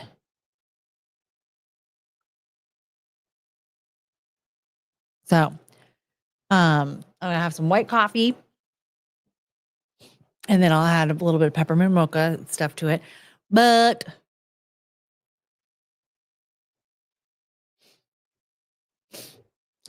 oat milk is bad for you. I mean, people say that, but the thing is like I'm not trying to put any milk or anything in my coffee. I want to get to a point where I don't put anything in there, but I wanted to put something in there that would be like 0 calories, 0 nutritional value. And anyway, Almond Joy. Yes, I'm going to put an entire Almond Joy into my coffee. So yeah, doing something like oat milk, like I might as well just put my regular plant-based creamer in there. That's like it's like oat and almond milk based or something. Not just only in my dreams. Say my best behavior for a little later, 'cause I'm only 17. Wait, hold on. I saw it, but I missed it because I was going too crazy with my coffee story. Wally wants us to hear Lucky. Do you guys want to hear Lucky? Early morning, she wakes up. Knock, knock, knock on the door. It's time for makeup. I don't sing this one like her very well. Perfect smile. It's you they're all waiting for. They go, isn't she? You don't want to hear any song? Well, I don't know why you're here. This is a story about a girl named Lucky. She's so lucky. I don't feel like I sing that song like her very well. She's a star, but she cries in a lonely heart thinking. Man. Oh, Brittany. Okay, so we have some stories because we've got some complaints about singing. So there's a little something about Nancy Pelosi, not necessarily about her resigning, but a little something else. And then there's Margaret Atwood. She's the one who God, that's an ugly troll of a woman. I'm just going to tell you something. So Margaret Atwood, she wrote The Handmaid's Tale and claims that like it was all the things in Handmaid's Tale were true. Like it was none of it, like it was all real. It's all happened before. Spike and Madness is here. Hello. No, more singing, more. So it's only Garfield. Garfield's the only one who's like, stop singing. Santa, can you hear me? I have been so good this year. I feel like when Christina Aguilera hit my pipes, she kicked Britney Spears out or something. Yeah.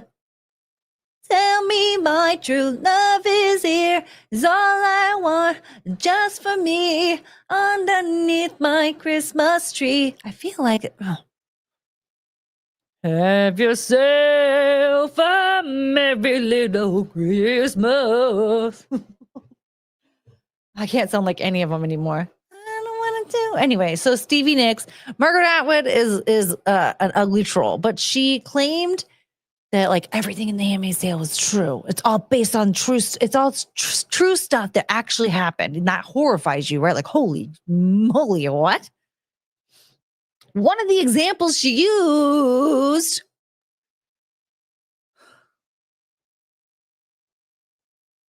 was Hitler kidnapping children in Poland and then rehoming them because he wanted to like boost the Aryan population in Germany.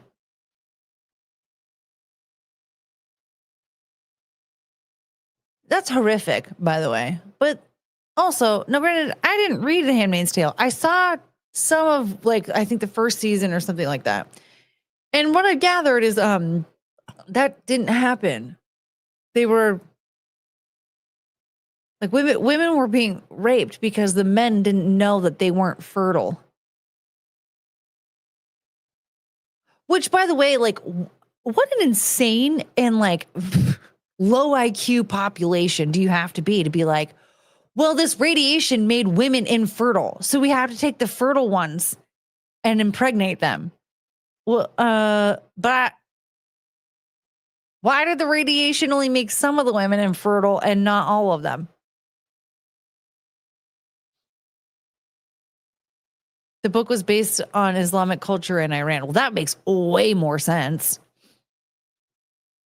I mean, that makes sense that they'd be like low IQ enough to think that, well, radiation made women infertile, so we're going to have to impregnate the women against their will.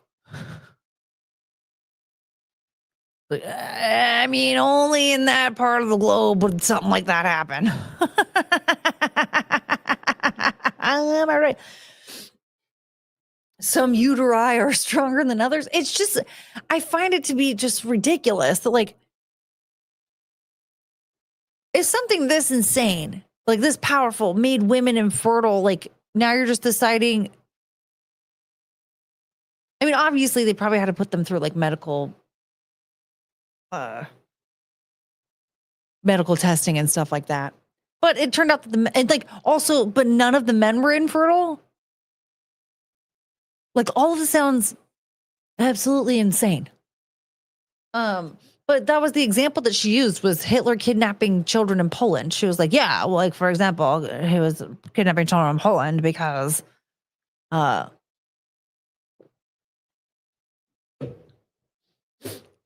he wanted more like, more people that look like me in Germany. Exactly, but Hollywood swapped it out for obvious reasons. Well, yeah, I mean, Well, there's some stories about her that are still very unpleasant. It shows us how low IQ she is. Woo! And we've got a message from what's her name again? Stevie Nicks. After Fukushima, they try to claim radiation is good for you. That sounds accurate. Based on a true story is such a grift. Yeah, you know what? You know what? Actually, before we get into this other story, I really like this one about Blue Blob in Australia. But we're gonna go into that one first. But every scary movie that's like based on a true story, like there are multiple stories out there. Well, okay, so Texas Chainsaw Massacre is apparently about Norman Bates, about Ed Gein. But then speaking of Norman Bates, what was it? Psycho? That was Psycho, right? That's what it's called. Wasn't that also based on Ed Gein because of the obsession with his mom? None of those stories are like anything like the story of Ed Gein. Like the only thing about Texas Chainsaw Massacre that was like Ed Gein was that there was furniture that was made out of people.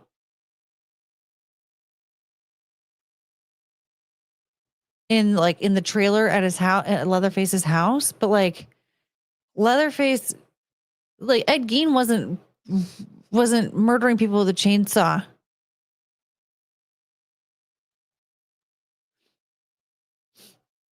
It's inspired by not true events. Well, I remember watching Texas Chainsaw Massacre, like one of the newer ones. Well, right, because it was like 2004. And I think the original ones that were coming out were like in the 70s or something, right? So that's what I mean by the newer, because it's anyway. And it said that it was based on a true story, and then it showed like video footage at the end of like stuff that they found in Ed Gein's house, I guess, and made it seem like that was like part of that actual story, but it wasn't. Just because they saw footage, they saw furniture made out of humans in his house, that doesn't mean that anything in the story of Texas Chainsaw Massacre is anything like the Ed Gein story at all. Chrissy and Keanu were arguing about the Stevie Nicks thing on Simpcast. Oh, that makes sense. Don't get Carrie started on this. I'm just thinking, because I was even thinking like, gosh, there's like some true crime stories out there that are like, that would be really interesting. And like even Scream apparently was like based on a true story, but it's not. Like you watch a Scream movie and then you listen to, you watch any story about like the OG, like what the Scream movie was based off of.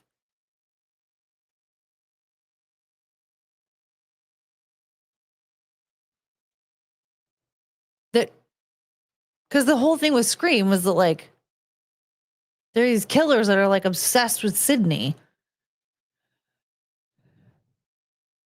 and then like they keep murdering other people and nobody knows who it is or whatever. Like the only thing about that was that like this guy broke into somebody's house and it was like on a college campus. I think that's what it was. It was like it was on a college campus, or there were college students or something. I already forgot what the story was. And they didn't know who it was at first. But it's like, okay, that could be the story of Brian Koberger.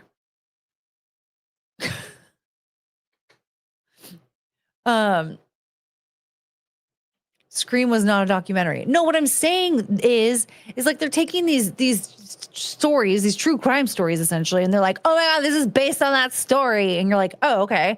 So you think you're gonna get like a retelling of it, but like, you know, obviously a little bit different. And then it's nothing like it. And it's like, yeah, well, we just got inspiration that it was on a college campus.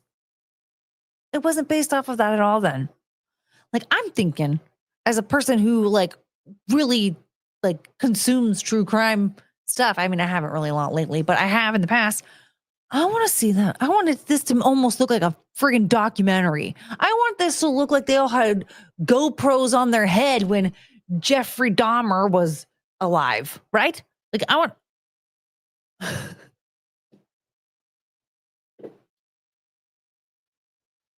And I got this idea. I should tell Mike about this. So Mike Harlow did He did like a 3-hour video giving a whole breakdown of Halloween movies.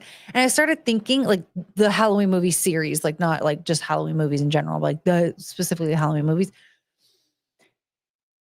And I got to thinking, I was like, wouldn't that be cool to write like 50 years worth of movies that are meant like they just like a new one comes out every year and it's just basically like a soap opera but movies, like you just start like because like Halloween H2O, Josh Hartnett was Jamie Lee Curtis's son in that movie, right? So like Jamie Lee Curtis, she's been hanging out. She's been around for a while now, and now she has a kid. Now he's involved.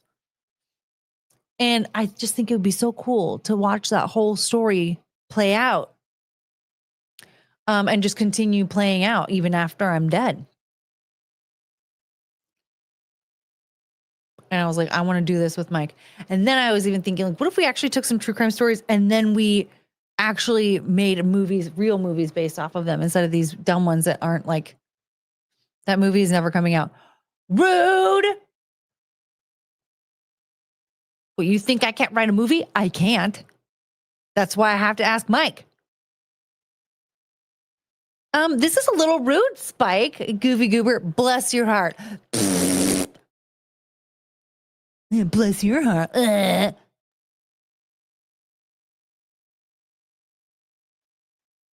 90s Josh Hartnett turned Mike gay. Here's the thing. 90s Josh Hartnett was hot. He was so hot. You okay, baby? What's wrong?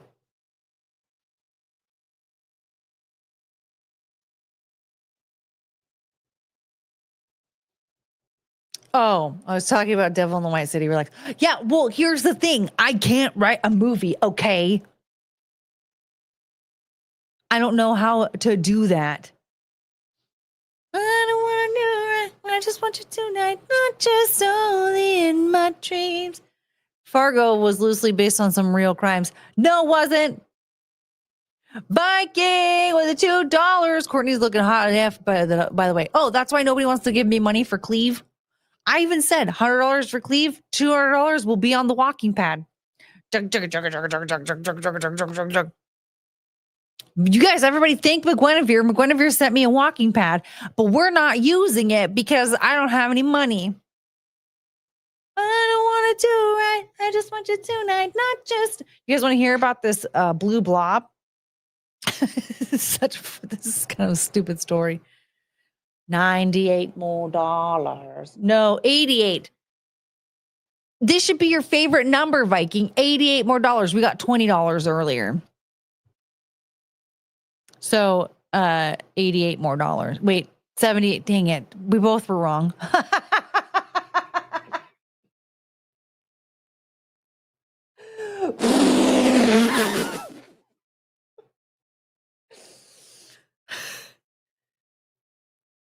Shit. I don't want to do right. I just want you tonight, not just distract. That didn't happen.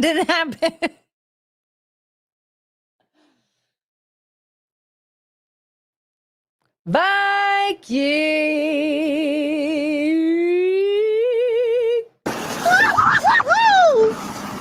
The $5, 88 Hulk Hogan. Whoop, whoop. Something, I don't really know.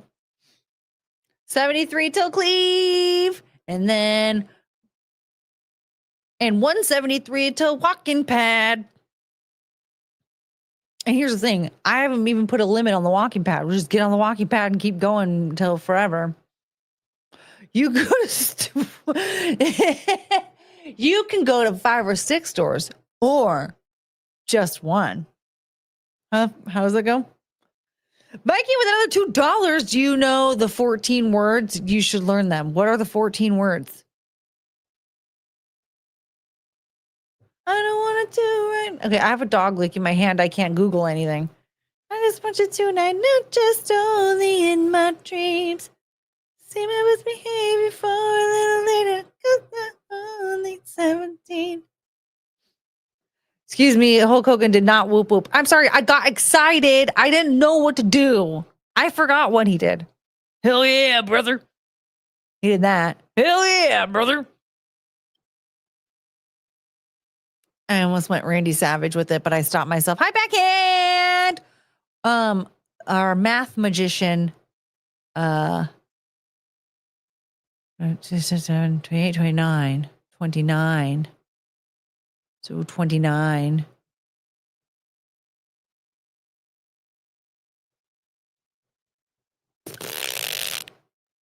$71 away. I did it in my head. Is kumquat one of the 14? I don't know. The dog stopped licking my hand. So I don't want to do it. I just want you tonight, not just only in my dreams. Oh. 14 Words is a reference to the popular white supremacist slogan, "We must secure the existence of our people and a future for white children." Snap to Slim Jim. Oh, yeah. So it looks like Spike, kumquat is not one of them. It is, "We must secure the existence of our people and a future for white children." That's white supremacy? I don't know. I feel like I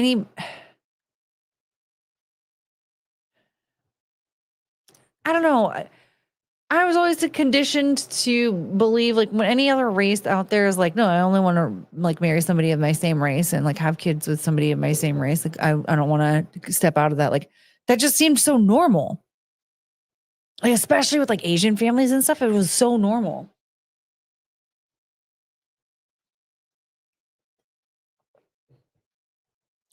So it's just weird to me. I've gone down the body cam video rabbit hole. Body cam videos are a good time. Are you talking about the playlist that I made, or are you talking about like you're just on what is it?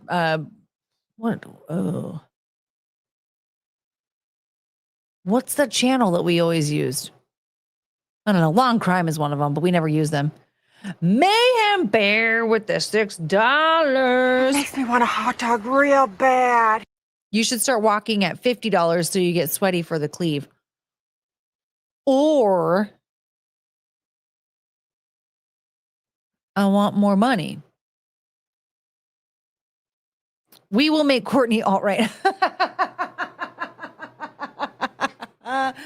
Oh, Mayhem Bear, thank you for the $6. And Viking, thank you for the $2.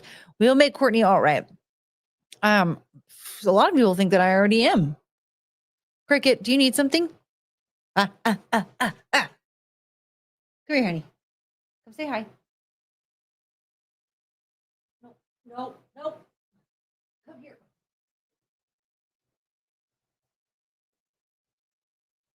Do you need to go potty? Do you need to go potty? Oh, I love you so much. Look at these babies. Oh, thank you. Oh. Okay, hold on a second. Somebody is trying to notify me that she must relieve herself. Come on, Chooch. Do you want to go? You want to go potty? Come on. Come here. What? Oh, my little girl. Okay. Be careful. Hold on. They're beating me up really bad right now.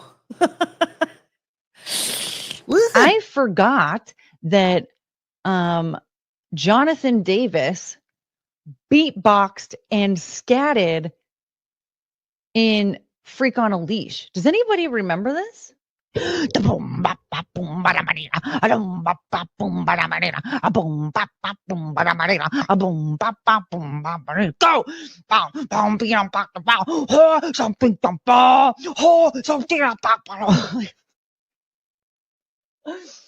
That guy became a millionaire from that, by the way. Here I am doing that for free, and homie was getting millions of dollars to do that on stage every night.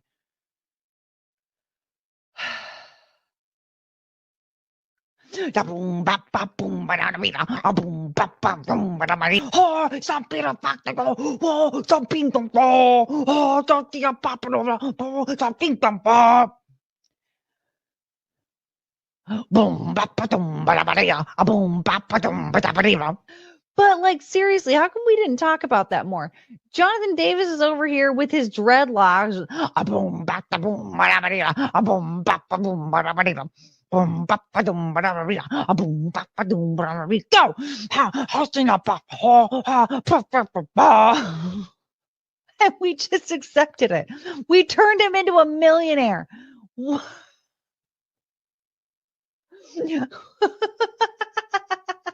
What? We did that. We were like, this is perfect. Thank you, Jonathan Davis. I mean, for crying out loud, nowadays he would have been protested and harassed, I think, for the cultural appropriation. Corn prodigy mashup, please. Go!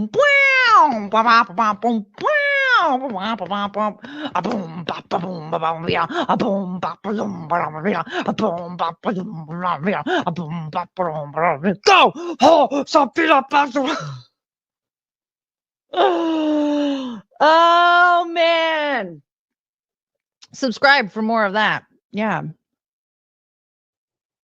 Penelope, as I was coming back in here, stared me down real hard, but refused to join us. So just thought you should know that she is in the living room in her little blanket and wrapped up in her blanket.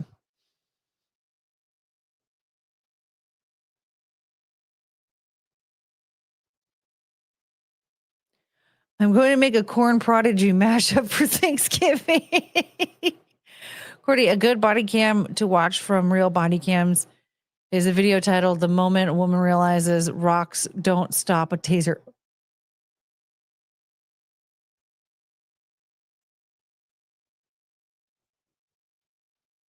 She's wrapped up in Michael's kids. Yeah.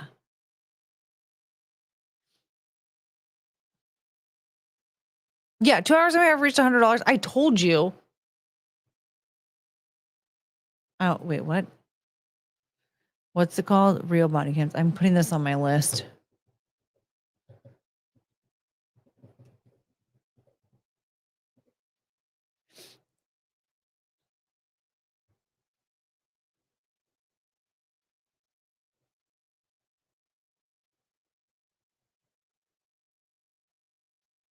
Okay.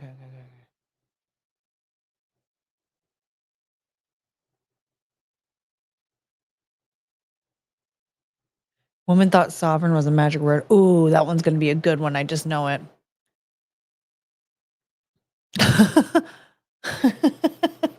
Choo-choo. Oh, you just want to lay there? Oh. Hey, choo-choo. What a cute dog. Yeah, you're so cute. I wish the camera would focus on her and not me. Do you want to come here? You can lay down there if you want. I don't know why. You come here. Oh, you little. See if she does it. Come here. Come here.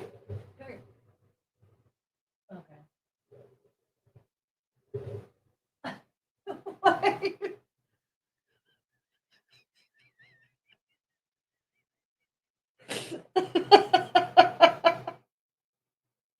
She's so dumb.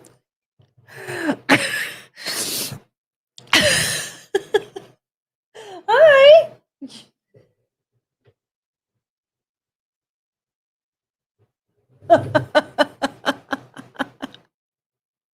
Oh, my baby girl.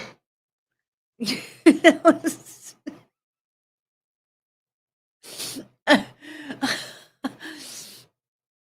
Oh. Okay. All right. And we got another one. Or what? Sorry. A weird Did she just turn retarded? No, she's always like that. So the thing is, so she like finally rolled over onto her back trying to get a belly rub. But the thing is normally she does it really fast. Like, I'll like bend down to go like pet her or pick her up, and she'll just immediately like onto her back. This time, for some reason, she did it in slow motion. Like an idiot. It was so dumb. And then I was like, oh, okay. So I turned around, and then she like army crawled over to me really fast and plopped back onto her back immediately.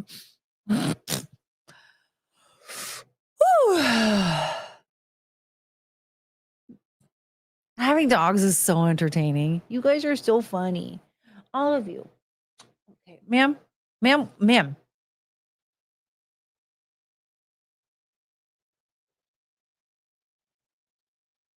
Another good video is from Long Crime Network titled, She Dressed Like a Cop, but certainly didn't act like one.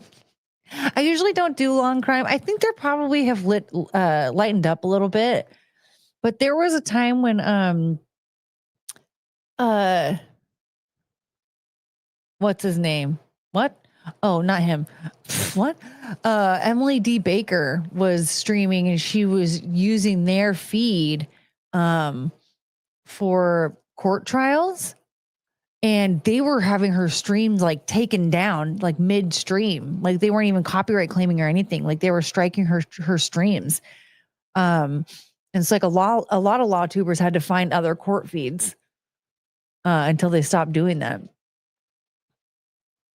I wish you would just stay up like that the whole time. That'd be so cute. Because you have a cute face. And everyone wants to see your face.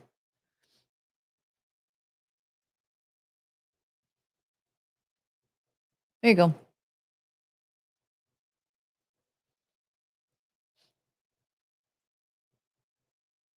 Can't forget the belly lady. I know she has like a signature move. If I ever want anything from her and I say her name, she'll just plop down onto her back for a belly rub. You do. It's very funny. Or anytime I try to pick her up. And I'll do this game with her where I'll bend down to pick her up and she'll plop on her back. So I'll stand back up and then she stands back up. And then I just bend down to pick her up. She plops on her back. Then I stand up. It's fun for no one. Actually, it's really fun for me. Probably not for her. Viking with the $2. Some law tubers found coke on the toe's wife. Well, there's that.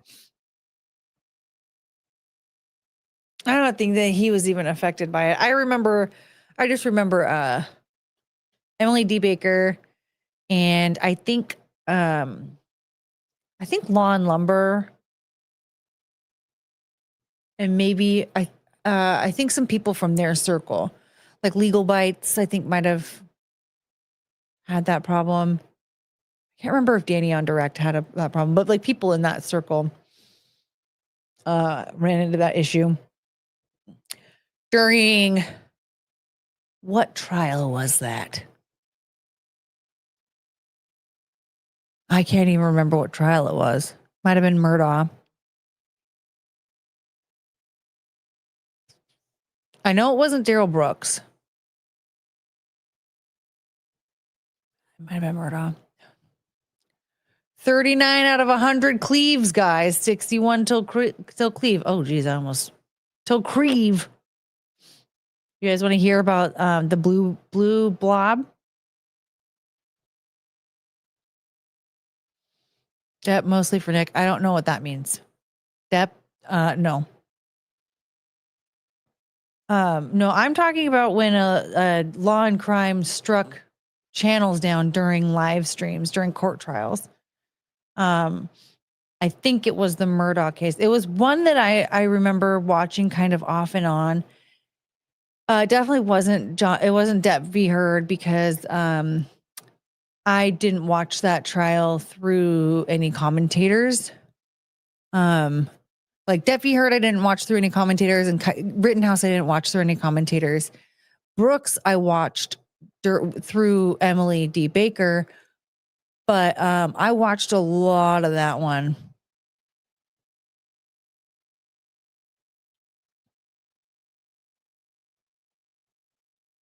Like I pretty much watched almost like the whole thing.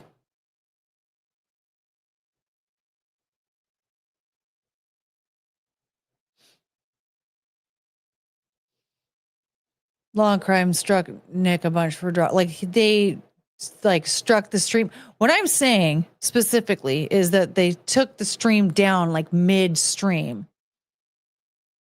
How about Dang a Penny? It was in New York. They didn't air it. So I don't know. And the thing is, like, a lot of people confuse like copyright strikes with copyright claims. Copyright strike is three strikes and you're out. So like those have to be taken really, really seriously. And like it takes the whole thing down and you have to like go through like different measures to like make to get the strike taken down and all that stuff. Copyright claims don't affect your channel at all. It really is just like you can appeal it and then that like basically like you either don't make money off of it, the money can go the money that you do make off of it can go to the original creator, or you can just not monetize it or whatever, or you can take it down. Like, but it doesn't affect you. Like you're still gonna be able to keep your channel up. Whereas with a strike, like you are on thin ice. But then like, then there's the ones where they like just strike your channel down, which is like all that one's different from the other two. But I never watched Nick Rekieta do court trials, so I don't care about him. I can't remember. I feel like it was probably Murdaugh.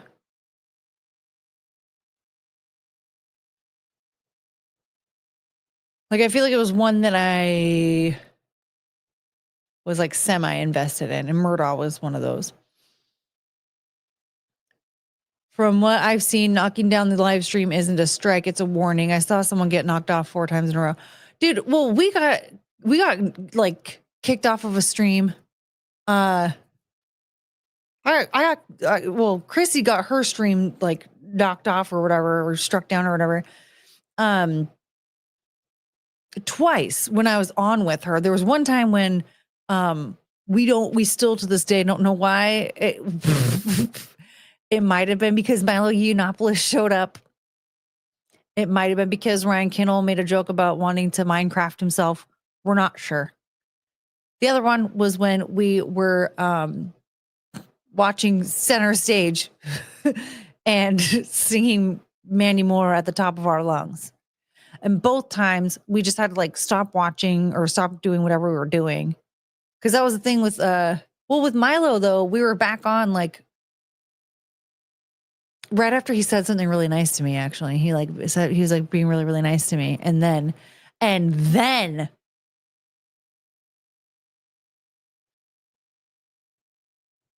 oh wait. I just remember watching that clip and right there, like after he was being all sweet, and I was like, Cecil was like, hey, it looks like we're back on YouTube. So I don't really know. You have money in your PayPal. Oh, shoot. Sorry. $10. $10 from Morgan MA. Add this to the total. I got $10 from Morgan. Excuse me. Can I just read it? No. Just let me read it. How does this always happen? Because it's fun when we have a goal like a game. Yeah, go! Thank you, Morgan.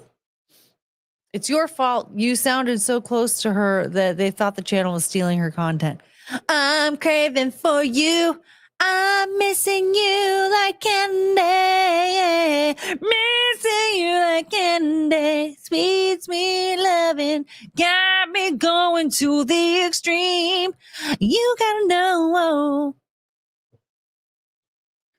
Won't go without it. This vibe has got a hold on me. Ah, baby. Here's the problem. We have this article that, hello, can I have a kiss? Can I have a kiss? Oh, excuse you. Ah.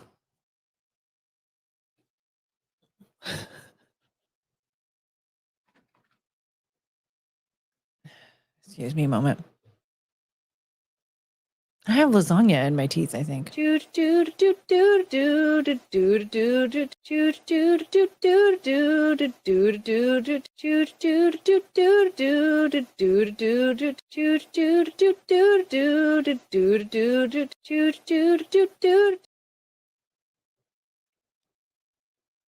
seeing Edmund Fitzgerald since it's the 50th anniversary? Oh. Hold on.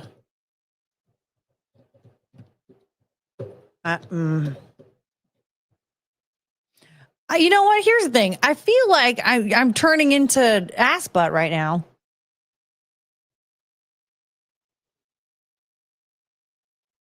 Song.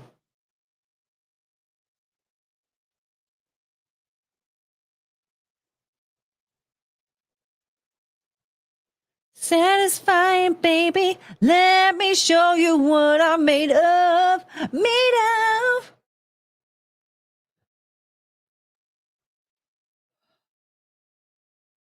Why do I want to sing this like the... Oh, God. The 3-hour tour. Like that.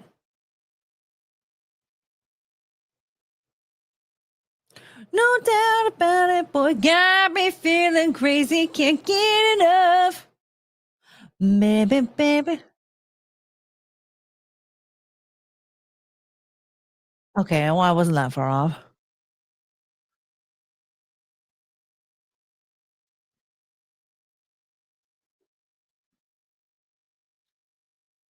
I thought of the ship going down of the big Atlantic call, get you going. Like it is said, never gives up for dead when the skies of November turn gloomy. Oh, gloomy. I don't know, 26,000. And the unmanned Fitzgerald weighed empty. The good ship and true was born to be true. The tales of November came this coming back from some mill in Wisconsin. As if big freighters go, it was bigger than most with a crew and good Captain Will Season. I think this is all I can do. Your sound got weird. Well,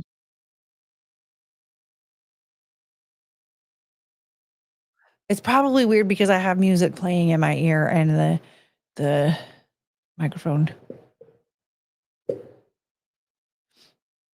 Gilligan's Island. Yeah, that's what I wanted to do. See it like Christina was covering it. I don't know if I could do that. The ship was a pride of American side, coming back from some mill in Wisconsin.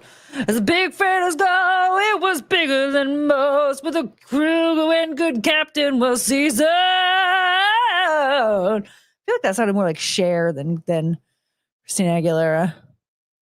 Mike sounded like you were underwater with Edmund Fitzgerald.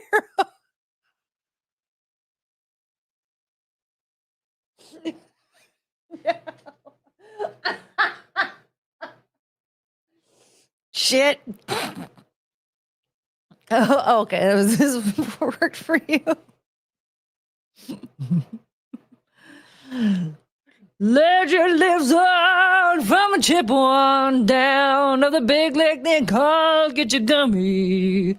The lake it is dead, never gives up her dead. Oh, when the skies of November turn gloomy. With a load of iron ore, 26,000 tons more than that Ben Fitzgerald weighed empty. Whoa. I'll have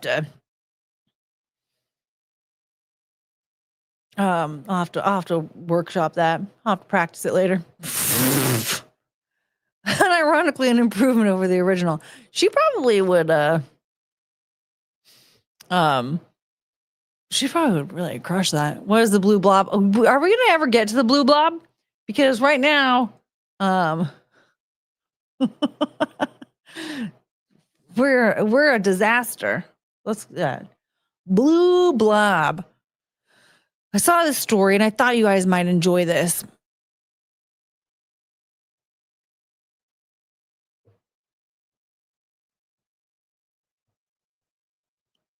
So it says teenager charged over allegedly sticking googly eyes to $136,000 blue blob sculpture. So this is the blue blob sculpture. As you can see, it's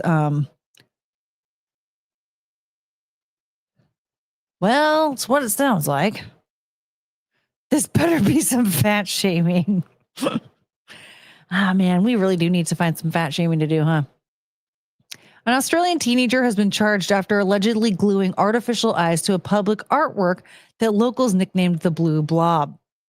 What the F is that thing? It's the Blue Blob. I don't know. The 19-year-old was charged with damaging the AU $136,000, approximately $88,000 USD sculpture, officially named Cast in Blue on September 13th. Per the Australian Broadcasting Corporation, court documents claimed Amelia Vanderhorst was recklessly indifferent as to whether her conduct would damage the artwork. Cast in Blue was installed in July of 2025 as part of a city Mount Gambier arts initiative celebrating the region's geology and the famous Blue Lake. Is Backhand still here? What does he think of the Blue Blob?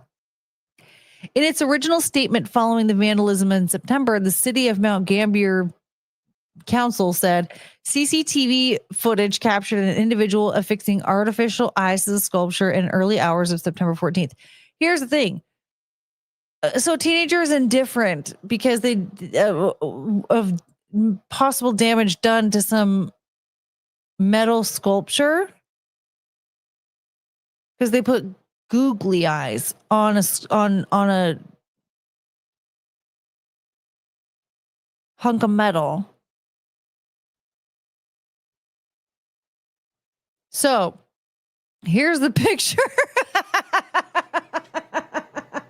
Yeah, she put them in the proper place. They should drop the charges.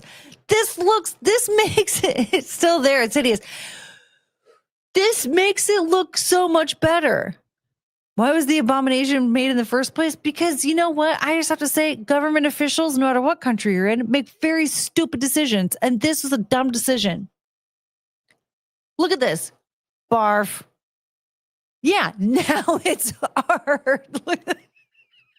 I think this makes it so much better. To me, like, this makes it so, like, why didn't they put eyes on it in the first place? They should have put eyes on it in the first place.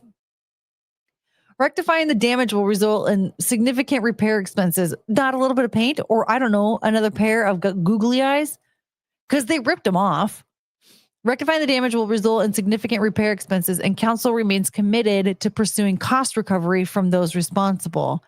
This is so stupid.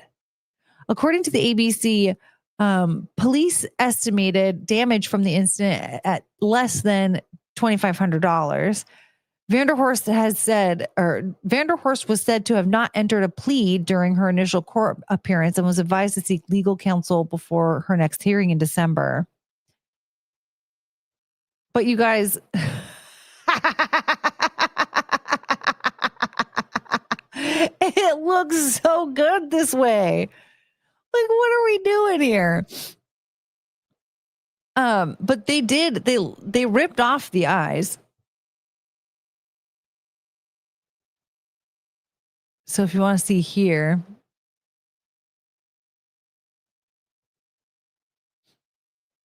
they ripped them off. You can't tell me that it's going to cost $2,500 to paint over that part. But also, just put the googly eyes back. The googly eyes made it better. Can't the town vote and say, hey, keep the googly eyes? They looked better with the googly eyes. Give that girl a raise. Why are we charging her money?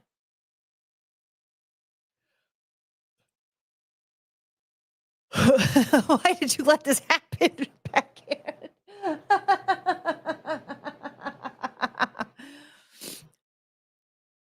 Can you believe that? I think that I think that this made it look a million times better. Look at this. Look at how beautiful this sculpture is. Look at this. This looks so much better.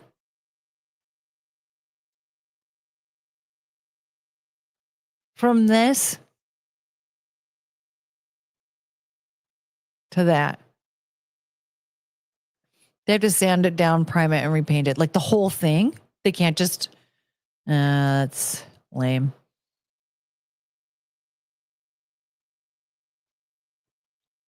That was placed there through corruption. Of course, they're trying to steal from her. It's just so ridiculous. It's a couple of googly eyes. And again, like, this looks so much better than this abomination. This looks like garbage. This looks amazing. Like, this looks like that stupid hug, the Martin Luther King Jr. hug statue. I can't believe that that was actually, like, accepted as art. Looks like a bunch of poop logs.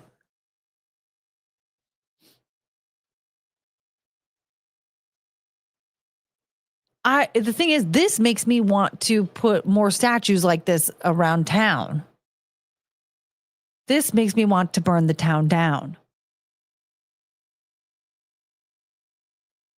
Yeah, they're missing an opportunity to embrace community. The collaborative effort that this kid made greatly improved the piece. I know. They don't listen to my pleases. Oh, man. How ridiculous. The blue blob could have gotten a new name like Herbert or something. The town, exactly. The town would love the eyes. It would be perfect. Please look up Max Reno. What's a Max Reno? Man, having to type like this when Chungus is not here feels pretty stupid.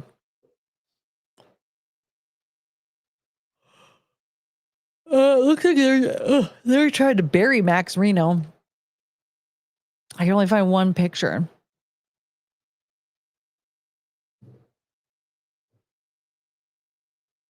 Oh, you...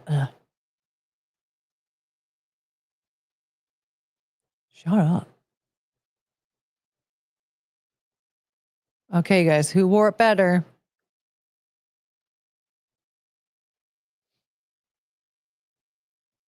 Do you think this is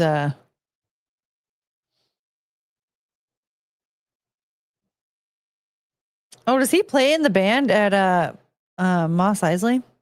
Or is it at what's Jabba the Hutt's club?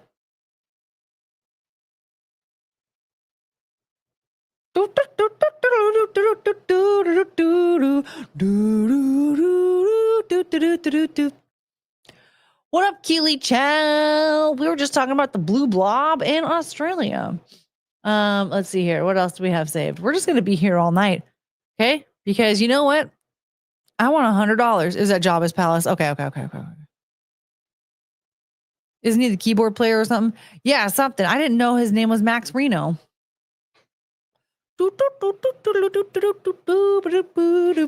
That's not the song that he plays.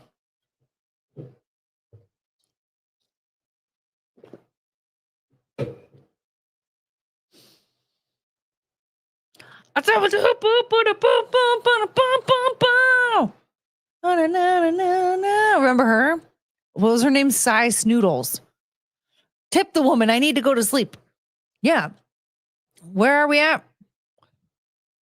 Man, you can lower the goal and we still can't make it. 22, 25, 26, 27, 29, 35, 36, 37, 38, 39. And we're 49. We're 51 away.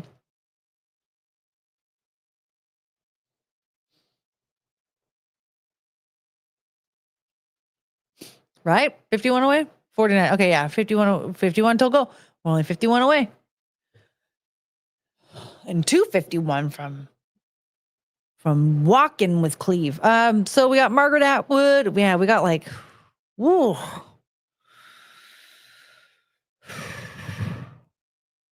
It needs to be on the screen. The ADHD you have me already made me forget about it.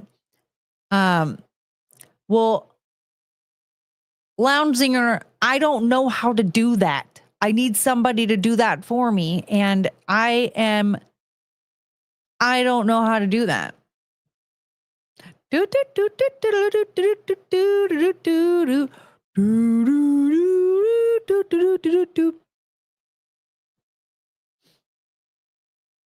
Five people send $10 and one of y'all send one. We have 24 people here. Everyone sent $2.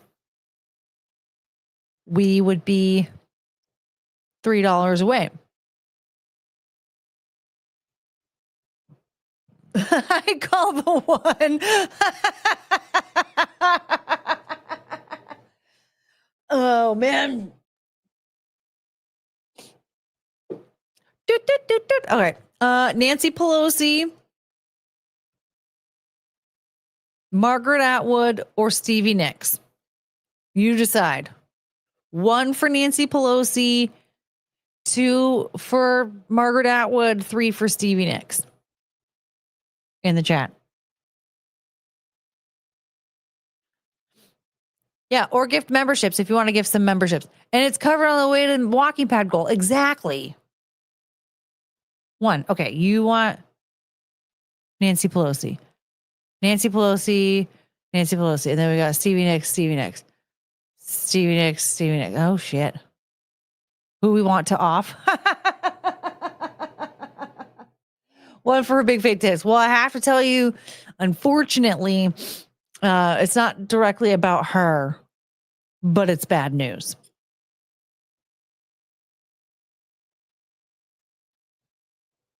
All right, we'll do I thought we were going to end up doing oh shit, I can't tell now. Lounge Singer gifted a membership. You know what? I don't know. I got lost. I forgot. I just wanted to see MA miss again. Wow.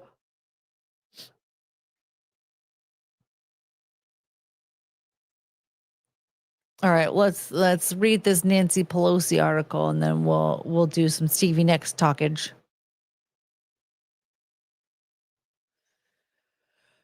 So you guys heard about how Nancy Pelosi is no longer, she's not going to run another campaign, right? So she won't be reelected.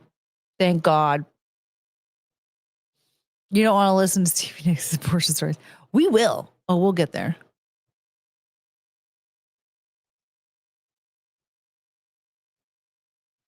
Oh wait, who got it? I don't have the chat open as usual or for the first time.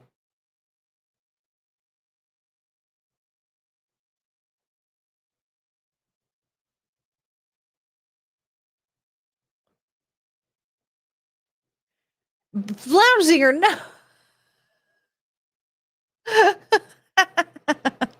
Okay, where's the chat? Jesse Seepman. I don't know who that is. I've never seen that person here before in our lives. Well, Jesse Seepman, you better help me find my mom.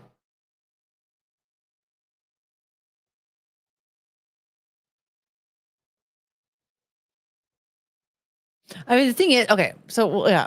Okay, so back to Nancy Pelosi. So she is no longer running for whatever the hell she even does, okay? She's a senator, right? Her time is over. She's retiring. She's hanging up the towel. But Just the News here announces Nancy Pelosi's daughter announces campaign for California State Senate.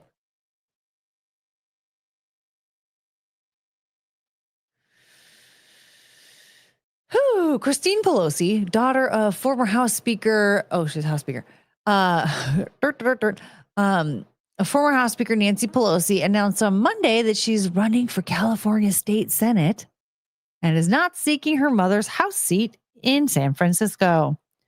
Nancy Pelosi announced last week that she would not run for re-election in 2026, meaning her nearly 40-year congressional career will end next year.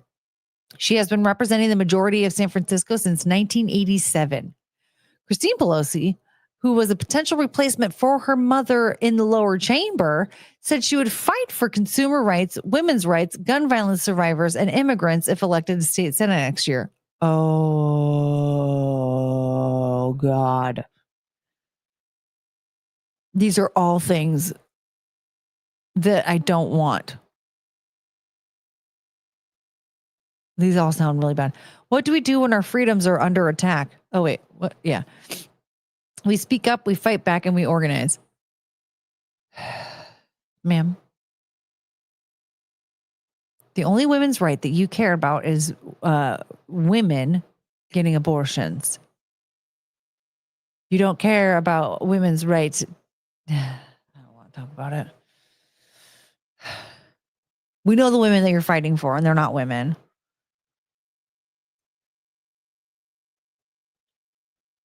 Gun violence survivors. Yeah, you should.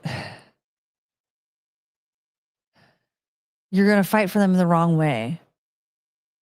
Immigrants, it's not the ones who immigrated here legally.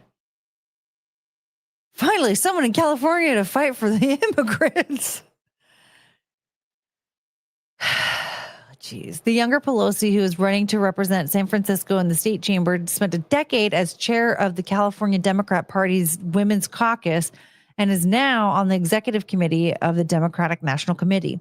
Although Christine Pelosi is not considering a bid for even higher office, California State Senator Scott Wiener, that's a name that you don't vote for, and Saikat Chakrabarty, what the hell? A former top aide to New York Democrat representative. The fuck? Alexandria Ocasio-Cortez, who cares, have declared their candidates to take Nancy Pelosi's place in the U.S. Congress. Saikat Chakrabarty. I don't know why. Why is that? So that's all that we really have to say about Nancy Pelosi, really, is that it's not about her, it's her daughter. Her daughter wants to be another talking head that fights for money laundering for bureaucrats under the guise of caring for we the people. I don't.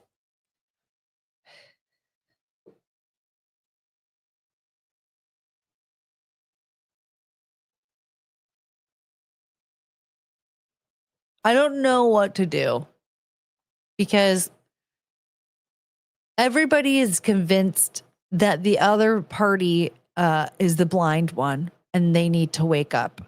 And everyone is under the impression that the other party, that's the controlling one. That's the commie party. The government is the commie party. That's it. It doesn't matter what letter is next to your name. It doesn't matter what party you run under. If you are a politician and you are running for a seat in the public office, you're a commie now.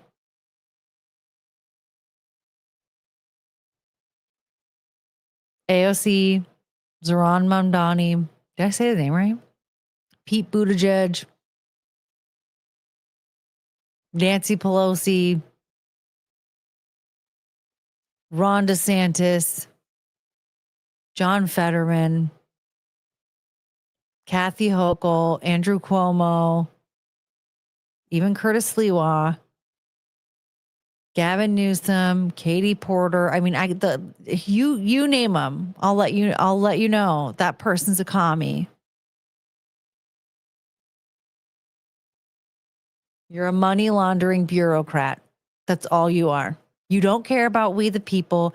You pretend to fight for our rights for this, that, and the other thing, but you really don't care. You don't care that we're sick and suffering. You don't care that we're struggling. You don't care.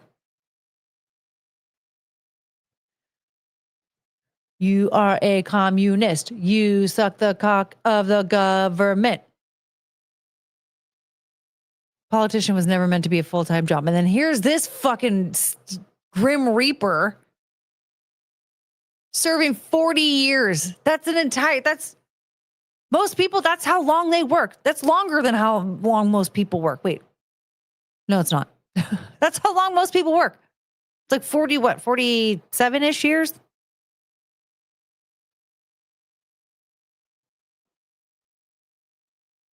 That's too long. That's too long. Christine Pelosi has already been a politician for too long. She needs to go away. The Pelosi generational grifting will continue. Calitars are undefeated. Dude, seriously. You know what? I'm upset that we don't have any more Bushes to vote for. Let's keep the Bush train going. I would say Clinton's, but honestly, I'm not going to lie. Hillary Clinton terrifies me. That woman,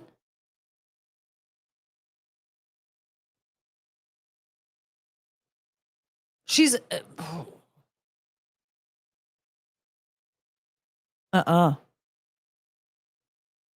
Jeb is a mess. You know what? Jeb is a mess.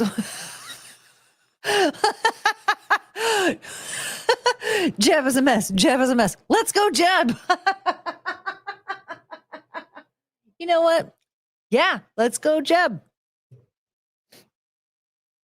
I mean, who cares? It's just a name. They're all going to fuck us over anyway. It's weird that we were like, the people out there, they're like, Donald Trump, the best president ever. He's just some guy. How do you know? Maybe some of them may have bushes. Well, I mean, you're not wrong. Probably, I don't want to know. Jeb, that exclamation point deserved better. Little Jebby.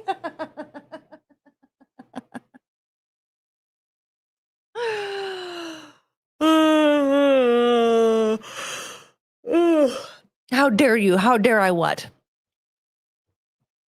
Yeah, some guy who's the best president ever.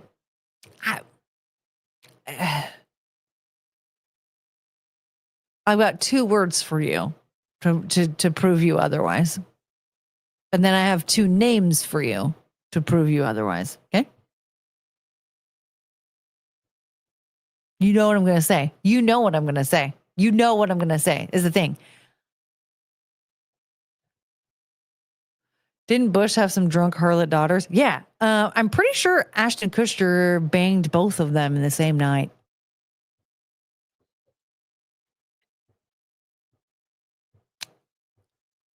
That's my contribution to that conversation.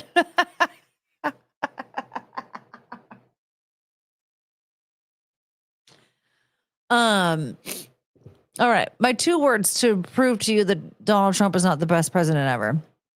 You ready? You know, the thing is, like, you guys have to know what I'm going to say. Epstein files.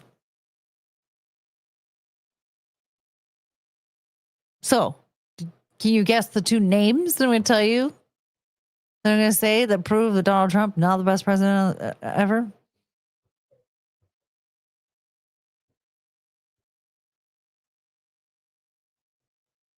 Kash Patel, Pam Bondi.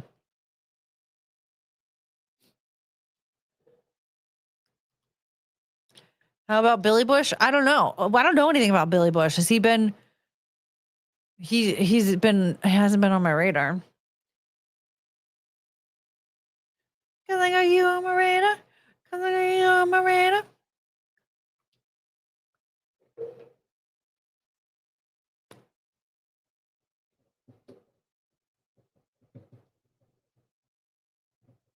Gosh, my.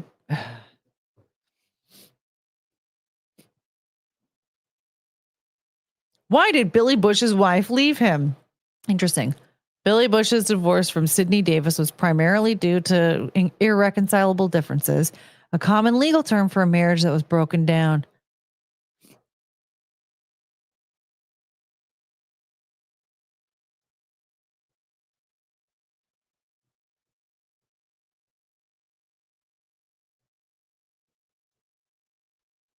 Oh.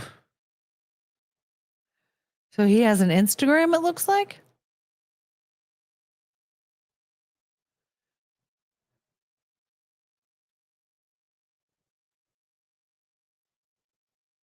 Man, these results are all over the place. I can't tell if he's 100 years old or like in his 30s. Are there 2 of them? Because like this guy looks like just a regular handsome young man. And then there's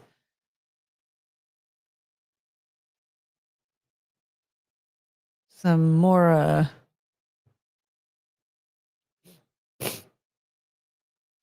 doesn't matter. None of those other presidents released those files either. So, well, the only other president that would have is Joe Biden, and he never promised to do so, though. That's the problem that I have. If George Bush, if President Trump didn't lie and say that he was going to release the files, then I wouldn't care. Like, do you understand that point? Is like that was his whole campaign. I was like, we're going to release the Epstein files. He was president when Epstein was arrested.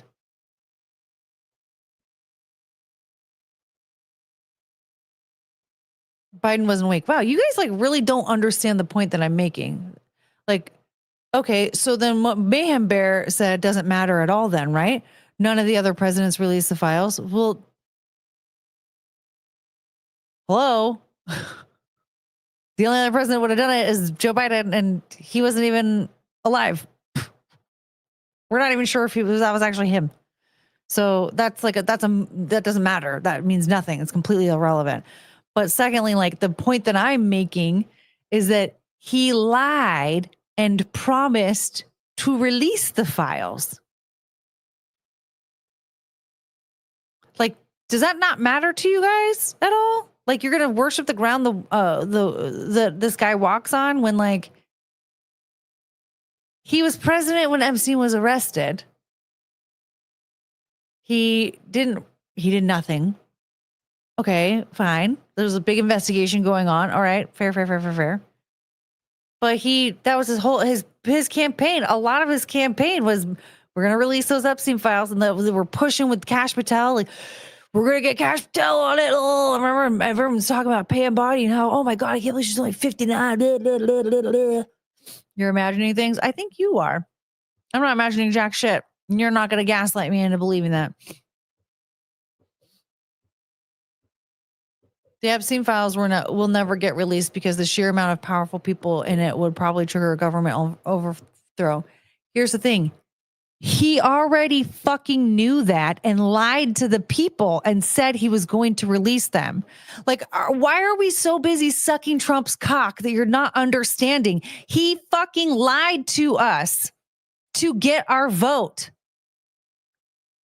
That doesn't bother you? That doesn't bother you. Because that was a huge part of his campaign. And he promised us that Pam Bondi and Cash Patel were the people for the job, which was a bunch of bullshit. And they lied to us the whole time. Do you not remember Bindergate? Hello? And all of the bullshit lies that came with that, they continue to lie to us about it anytime it's brought up. Oh, sweetheart. Oh, honey. You think that I don't see that as lying. Baby. You are either living under a rock or you really like to be lied to. Because the fact of the matter is, I get it. Like, campaigns go strong and there are things that presidents fall short of during their presidency. I can accept that. But please, go back and watch all the bullshit from Bindergate and watch all the speeches that Pam Bondi kept giving and what's her butt?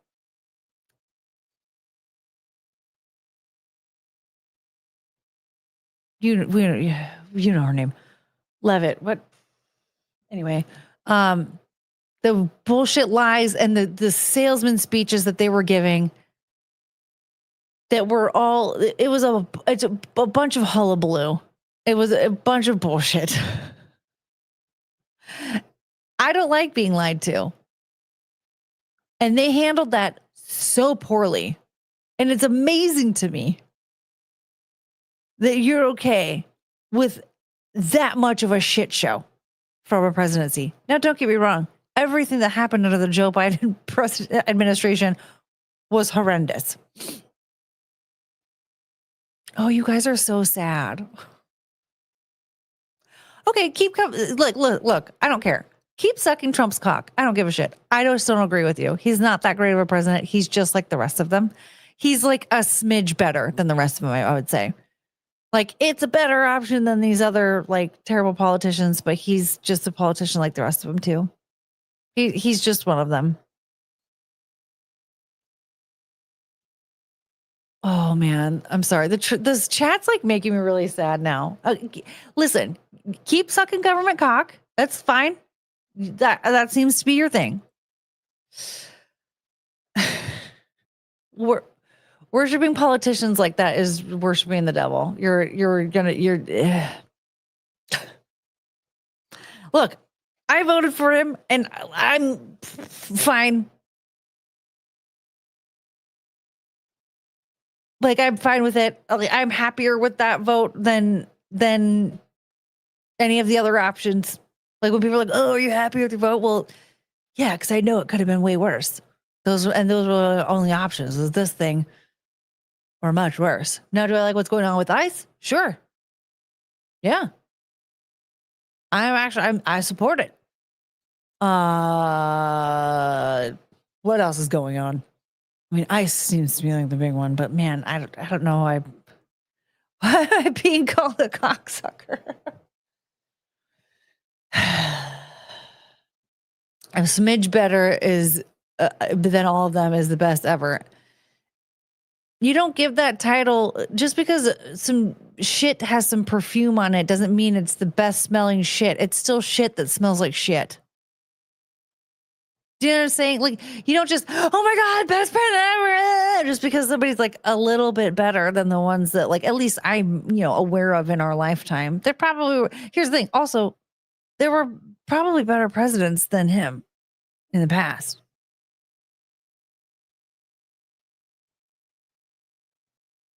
Who's worshiping? Anybody who wants so badly. You can admit that he's not the best. It's fine. Like, it's fine that he's like wanting so badly for me to believe that he's a good president. Like, he's fine. He's not the best president ever. He's not like super amazing. He's fine. He's better than the options that we had on that ballot. He is definitely better than a lot of the ones that I remember. Better than Barack Obama, Joe Biden. But like, he's basically Bill Clinton, and everyone's acting like, oh my God, he's like going to save our lives. Like, he's just like a.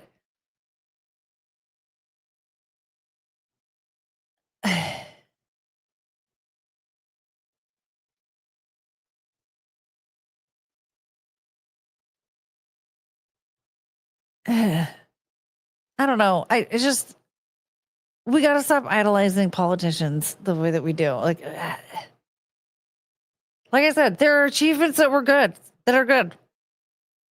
I'm not saying he's a bad president. I'm not shitting on him. I'm just trying to tell you, like, he's just a president.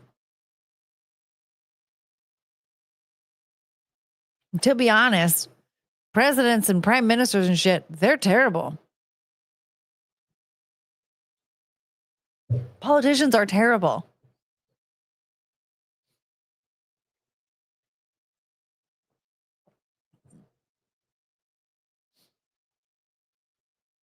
But why the hell do you care about what his wife looks like? How does having a nice looking wife make you a good president? That's sad.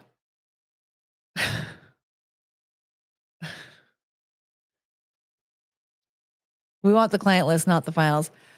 Well, the way they went about all that, like, okay, so they couldn't even straight up. They gave like bullshit excuses about that too. It was just, the whole thing was completely flubbed. Like, of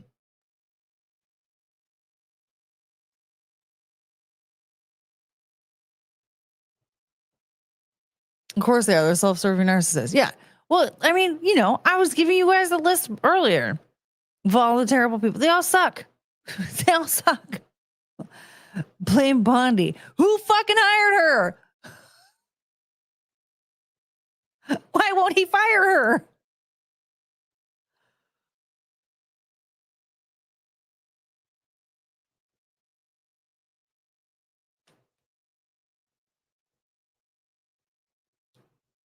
He's not that great. He's fine.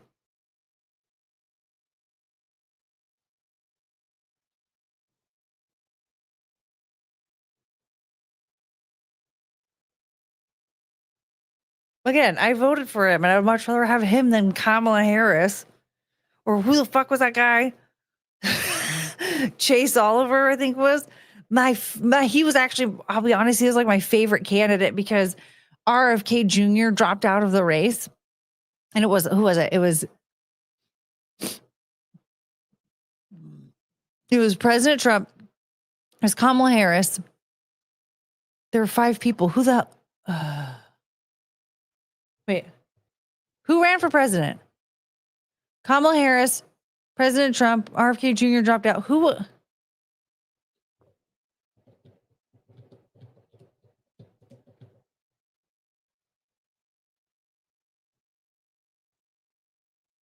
Not interested. Shut up.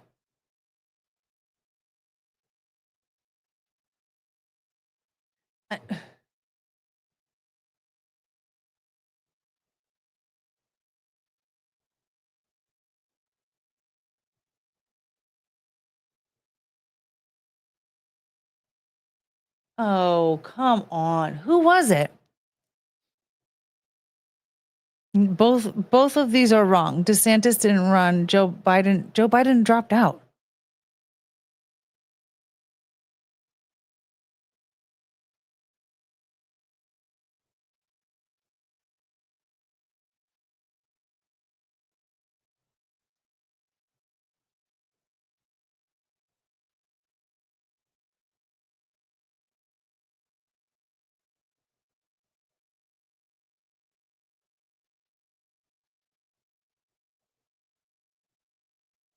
Who was it? Klobuchar. Did Klobuchar run?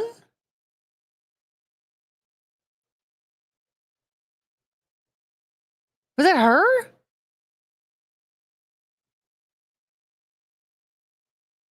No, I'm talking about who was on the ballot. Like Joe Biden wasn't on the ballot. It was Kamala Harris was on the ballot. I'm talking about that, not after the primaries, after he dropped out. Like, you didn't vote, I'm guessing. Was it Klobuchar?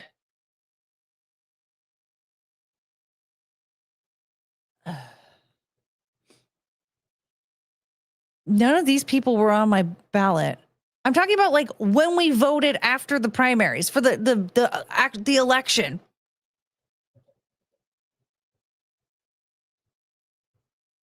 No one knows. I don't remember. I just remember seeing after Chase Oliver came in 5th and somebody made no, that's not true either, Douglas Dauntless. That's not true. Somebody made the joke that Chase Oliver came in 5th in a 4-person race. Vivek Ramaswamy dropped out way early in the race. Like way early. Oh, okay. We're not going to get the answer that I'm looking for. Are you looking for the Green Party candidate? What I'm talking about is there were 5 people on my ballot. I don't know who was on yours. It sounds like there were like 50 on your guys's.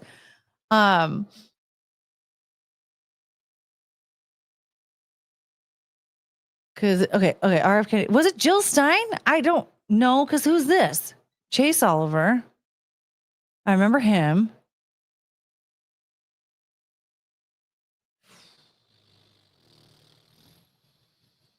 Was it Jill Stein? Who was on your ballot? I'm trying to remember. Who the fuck is Chase Oliver? He ran for the Libertarian Party. Was it Jill Stein? I just remember her so much in the 2016 election. I guess I blacked out that she was there.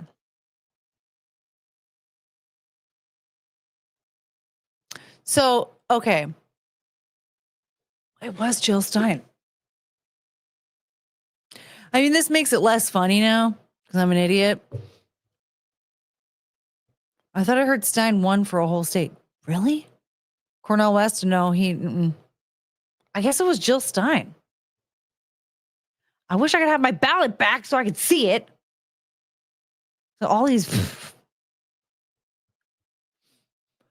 I'm a libertarian. I didn't even know that. He was a very he was like the most liberal leftist libertarian I've ever seen in my life. I only knew about him running for president because people were bullying him so hard on Twitter. But I remember seeing the results. Maybe that's what I need to do. President.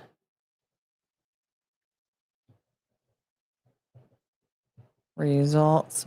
I wonder if this will help.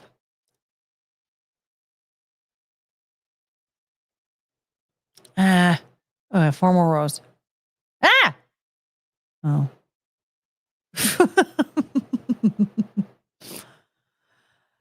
All right. That didn't help me. So I remember somebody had a screenshot of the results of like the 5 candidates. And then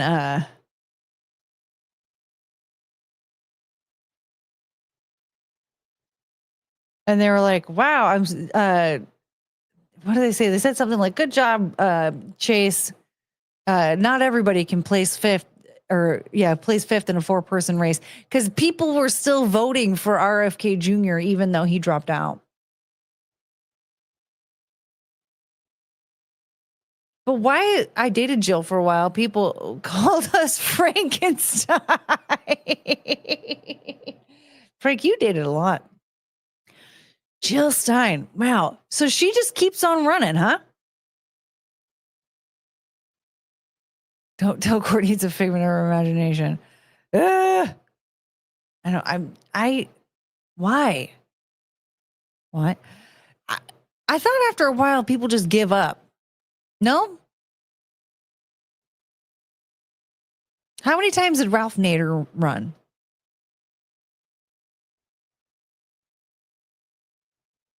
There was a point in time where I thought, gosh, you know what? It would actually been a lot better if Ralph Nader ran.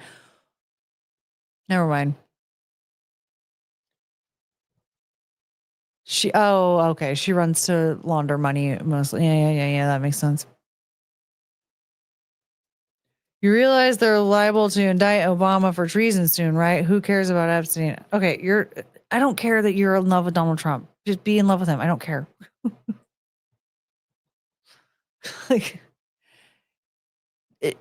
Barack Obama being indicted for treason doesn't automatically make another person a good president. Barack Obama was always a bad president. He just was. But that doesn't make somebody else a good president. It's fine.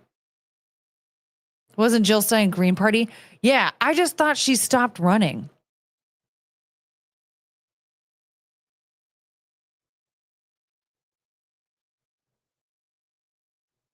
Because I thought that, like, after a while, like, your party doesn't really support you running because they know you're not going to win. But I guess that's probably different when it comes to, like, other parties outside of Republican and Democrat, because it's just assumed you're going to lose, right? I fucking hate our voting system. We need to shut it all down, all of it. The government needs to stay shut down because we have more to deal with. What am I saying? I don't know. We need to get rid of all of it. They all suck. They're all terrible. It's a terrible system. And all of them that are a part of it are terrible people. It needs to go away.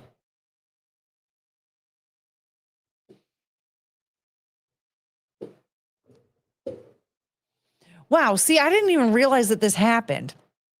Everyone raged at her for helping Trump win in 2016. I remember that. But she ran again on pretty much full Gaza platform. And I think some areas of Michigan. I don't even.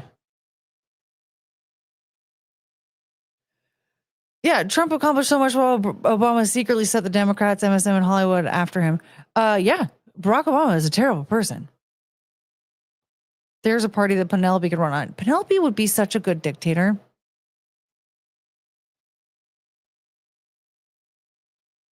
Well, I appreciate Trump for being the most entertaining politician in history, too.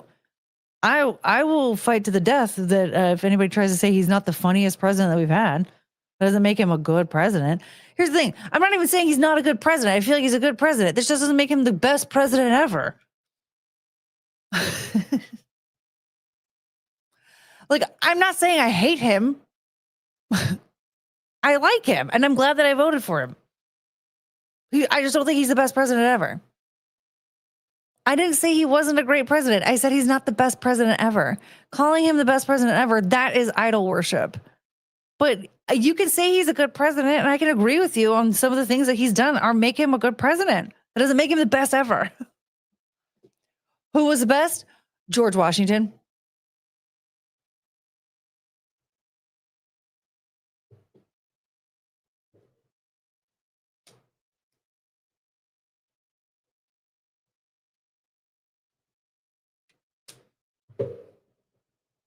This is where I'm at. Holy shit, we got it. I thought we already ended this a long time ago. Who cares? Like, name a better one, name a better one. I don't care. None of them were that great. Who cares?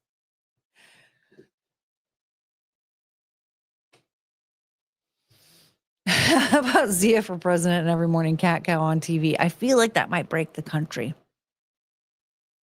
I wrote Courtney Brooke. He came in 5th. Chase Oliver came in 5th. That means I came in 6th. I'm a Taft guy. He got stuck in the tub. Now this. There we go.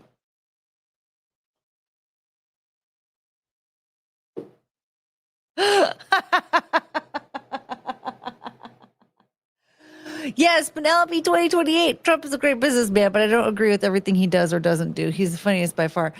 Yeah, the thing, like, it's just the thing is there's something in a statement where you're saying somebody's the best whatever ever, right? Like, it's just like I can certainly agree he's a good president, and I'm happy with my vote, and I like him as a president, right? Like, I still think he's a good president for whatever that's worth, but I'm not going to be like, oh my God, best president ever. Like, I wrote in Courtney Brooke and got beat up by Chase Oliver. Well, don't tell anybody you got beat up by Chase Oliver. That's embarrassing.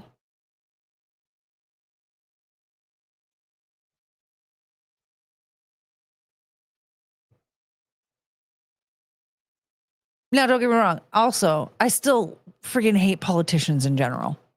All of them. Even George Bush.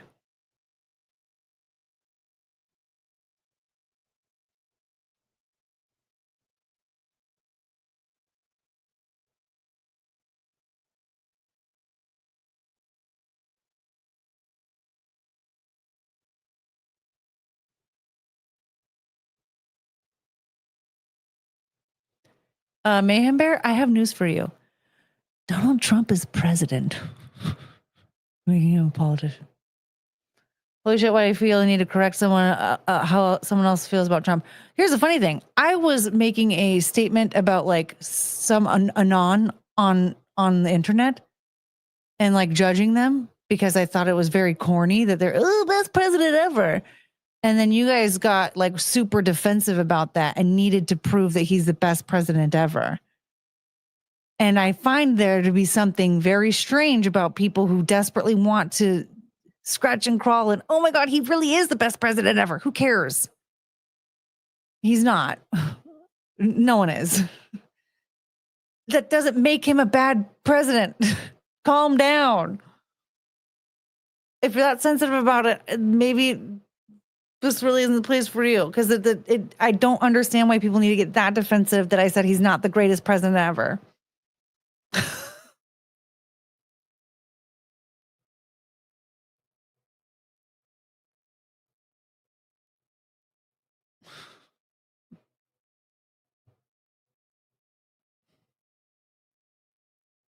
Thing is, like, I can tell you, like, there are a lot of presidents out there that are very bad.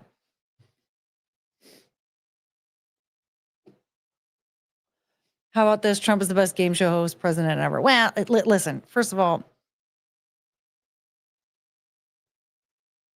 everyone else is disqualified. And secondly, why does he have to be the best president ever? It doesn't matter. You're doing it now. What are you talking about?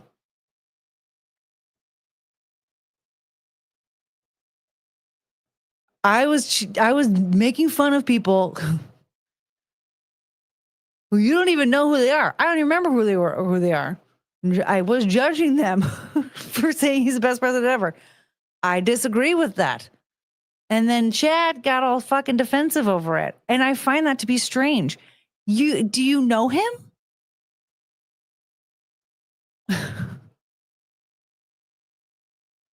Like, is he your like best friend in the world or something? Like, why does it matter? Why does it matter? Who cares?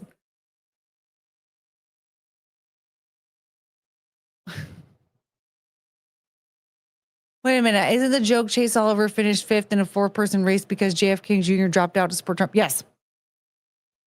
I was trying to specify this, but I got carried away with trying to remember who the 5th person was, because it was Donald Trump, Kamala Harris, RFK Jr. I guess it was Jill Stein. I'm believing Chad on this one because I don't know. And then Chase Oliver. And then RFK Jr. backed out. And so Chase Oliver finished 5th in a 4-person race because people kept voting for him. I'm trying to unite us, Courtney. I regret voting for you. Well, look, I didn't know it was that controversial or offensive to say that Donald Trump wasn't the best president ever. I didn't realize it was that controversial to make fun of people that I don't even remember who they are, just some anons online, for calling him the best president ever. I find that to be corny in general. I don't care who the president is that you're talking about. I just find that to be cheesy. I don't know. What was I searching for? Oh, shit, it's late.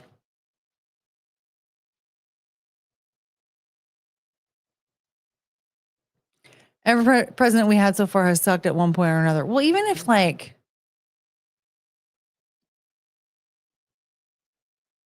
we understand you don't think much of him, but we do. I said he was a good president. I don't know why that's not good enough. Like, what I don't understand is like the severe defensiveness about it. Like, you like him. That's cool. But like, I don't know. You can like him all you want. I don't care. I don't care.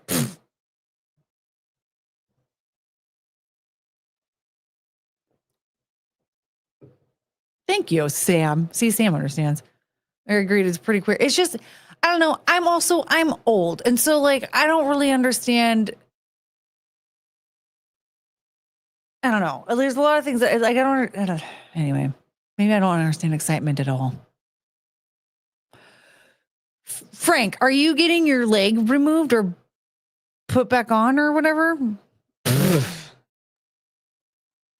I have to be up in a few hours and go to the hospital. Okay, well, you're going to go to bed. You're not going to be missing much because I don't know. I feel like more people are going to pop up in the chat and start attacking me for thinking that that Donald Trump is like just like a guy.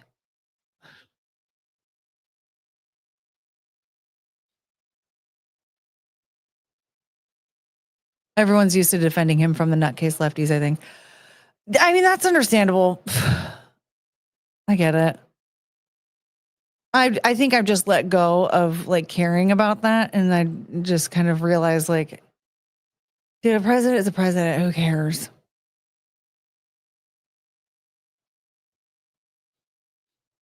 Yes. Well, okay. Will you recover? I hope. Okay. I hope all goes well. Let's all say a little prayer for Frank and hopefully he makes it out alive.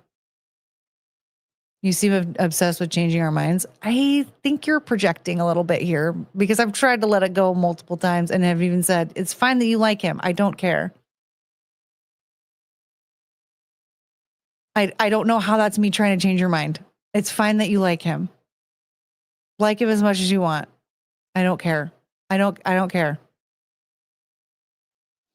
I was tired of the Trump obsession by both left and right in 2017. Woo! What's alive? I could die. I mean, what? I didn't say that.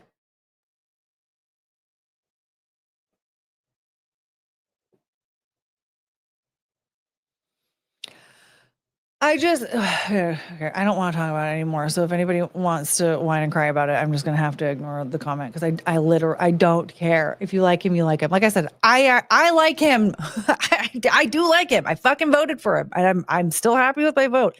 I don't know why that sounds like I'm trying to convince you not to like him. That's very weird. Yeah, make sure it's the correct leg, Frank. You don't want to have one big leg and then no leg on the other side. Wouldn't it be easier to leave your leg alone instead of cutting it off and putting it back on? Well, he's missing part of one of his legs and he's getting that repaired.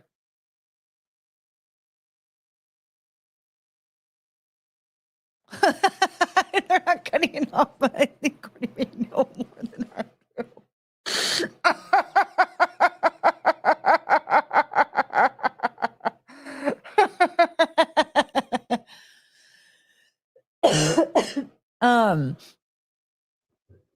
Maybe I do. No, I don't. I forgot. But okay, I hope all goes well and you recover quickly.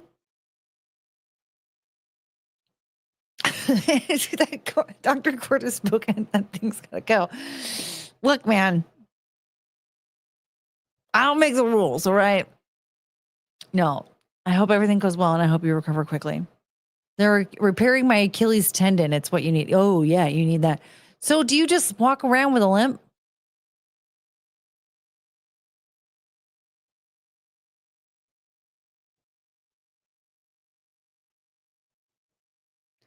Frank is becoming a cyborg like Darth Vader. Is Frank becoming Darth Vader tomorrow? Frank, I hope everything goes well. Yeah, if things go bad with the surgery, it was Trump's fault. But if all goes fine, it was Trump's divine influence. Yes, exactly. I'll be out of work for 4 months. Boo!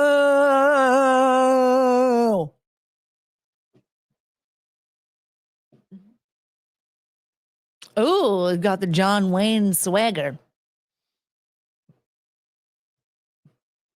Wait, are you donating your Achilles tendon to Courtney who lost it in horrific dancing win celebration? I lost my calf muscle. I didn't lose my Achilles tendon. I can still do this. I don't walk with a limp. But my calf muscle, I lost part of my calf muscle. I don't know how it went away. I don't know how that's possible. It's because I hyperextended my calf muscle and then it went missing. It went bye-bye, but I don't know where it went. It's gone though. I'm really cold now.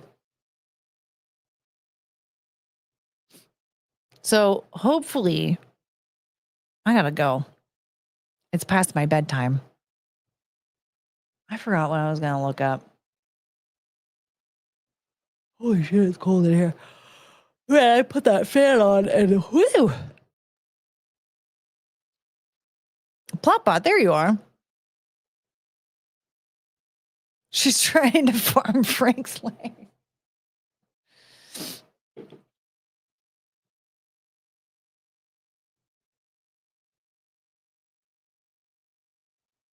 You could have at least waited until after the surgery to say anything. Thanks a lot, Lounge Zinger. Now I'm not going to get a leg. I'll be missing my calf muscle forever. It's 30 degrees there.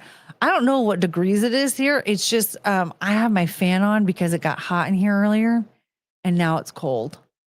You know what? I miss Chungus. Look at Plotbot going. Duncan. Pink. All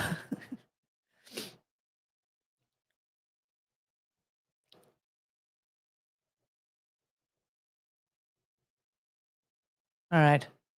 Well, we still have a couple of topics to go over.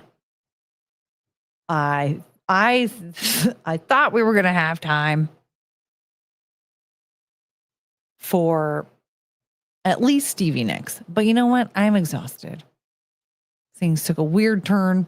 I'm still confused by them. Yeah.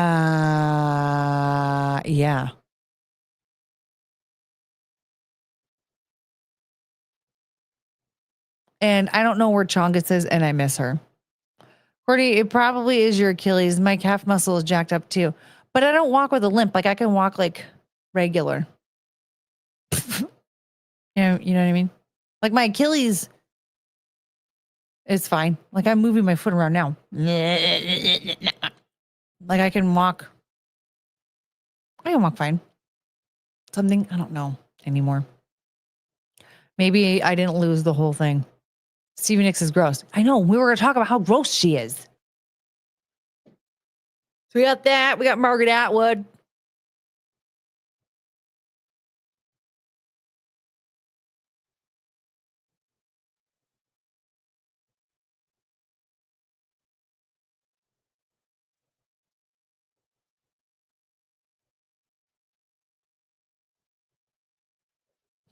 Tonight was fun. I found out I'm a dying cocksucker. Did I call you a cocksucker? I mean, if you are, you are. That's fine.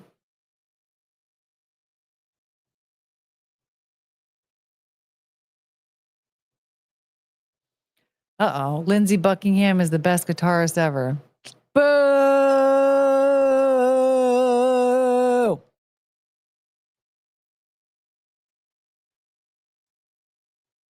It melted. Oh, no.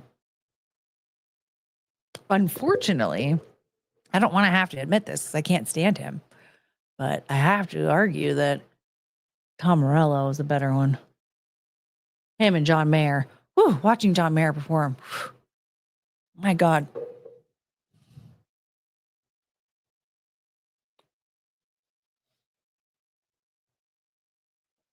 I love how every stream you get topics prepared and we never go over them. Yeah, I need to be like the streamers that make actual money and ignore you guys until you pay me.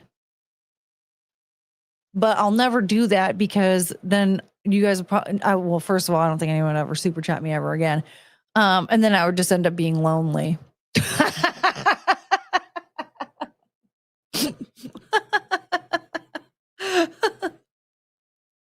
So I don't really think that would work out in my favor.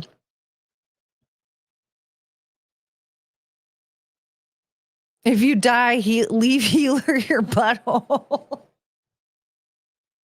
Is Healer okay? Where the fuck is Healer? Dude, Kara Carpenter is the best drummer ever. Dude, I watched a video of her drumming and I like cried. It was so incredible. She was wicked talented. Spike and Madness with a $10. 10 more minutes. Well, 10 more minutes of what? What do you want to do for 10 more minutes? I could probably provide you at least 7.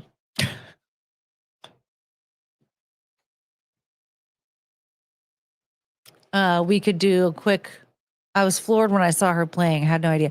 I didn't either. Like, I remember it's actually really funny. I remember talking about on Simpcast when I was talking about how my mom didn't let me. I wanted to play the drums really bad. My grandpa played the drums, and then you want to talk about CV? Okay.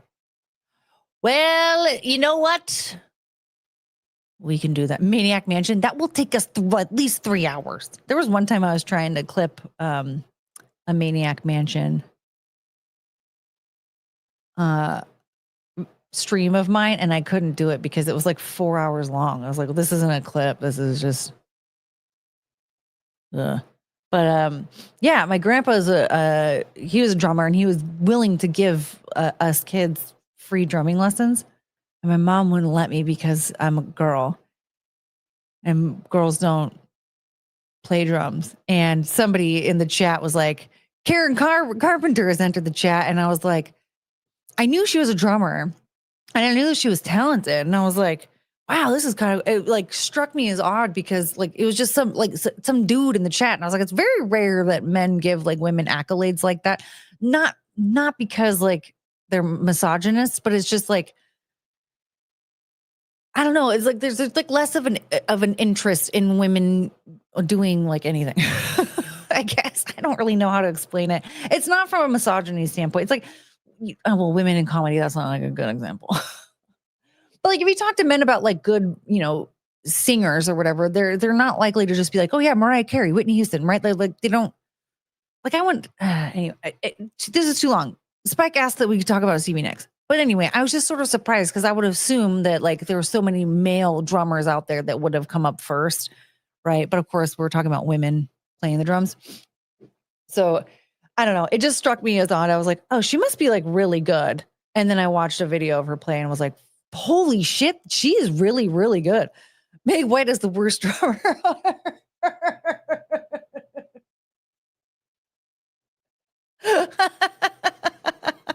Frank's giveaway list. Oh no. What else needs stuff? All right, here we go. Meg.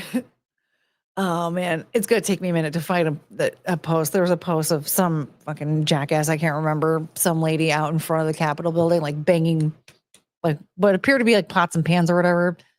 And then it was just like clank, clank, clank, clank, clank. And then somebody took that clip and captioned it with Meg White in the studio right now. All right. Stevie Nicks. Okay, so Stevie Nicks. Of course, I think we all have an idea of like how I'm going to respond to this. But Stevie Nicks insists that Fleetwood Mac would not be what it is. I suppose you can say, maybe I'm wording that a little wrong. Without her abortion. Yeah. Stevie Nicks talks about her abortion, which I will say that women speaking about their abortions, especially elective abortions, to me, I will say is brave in that like it's a very sensitive topic and you're very much making yourself a huge target for a major attack, right? So it's pretty bold to be willing to come out and be like, yeah, so I had an abortion, because you're opening yourself up to a lot of mess. So I have to say, I do commend women being willing to talk about this subject very publicly. And also, especially if they themselves have had an abortion and use their abortion as an example. I just think her story is kind of shit. So with that being said, let's watch this video real quick of Stevie Nicks talking about an abortion. I got pregnant and it was like, why? I have an IUD. I am totally protected. I have a great gynecologist. How come this has happened? So you took all the precautions. Yes. And having a great gynecologist, by the way, doesn't stop you from opening your legs, right? Like having a great gynecologist isn't going to stop you from getting pregnant in general.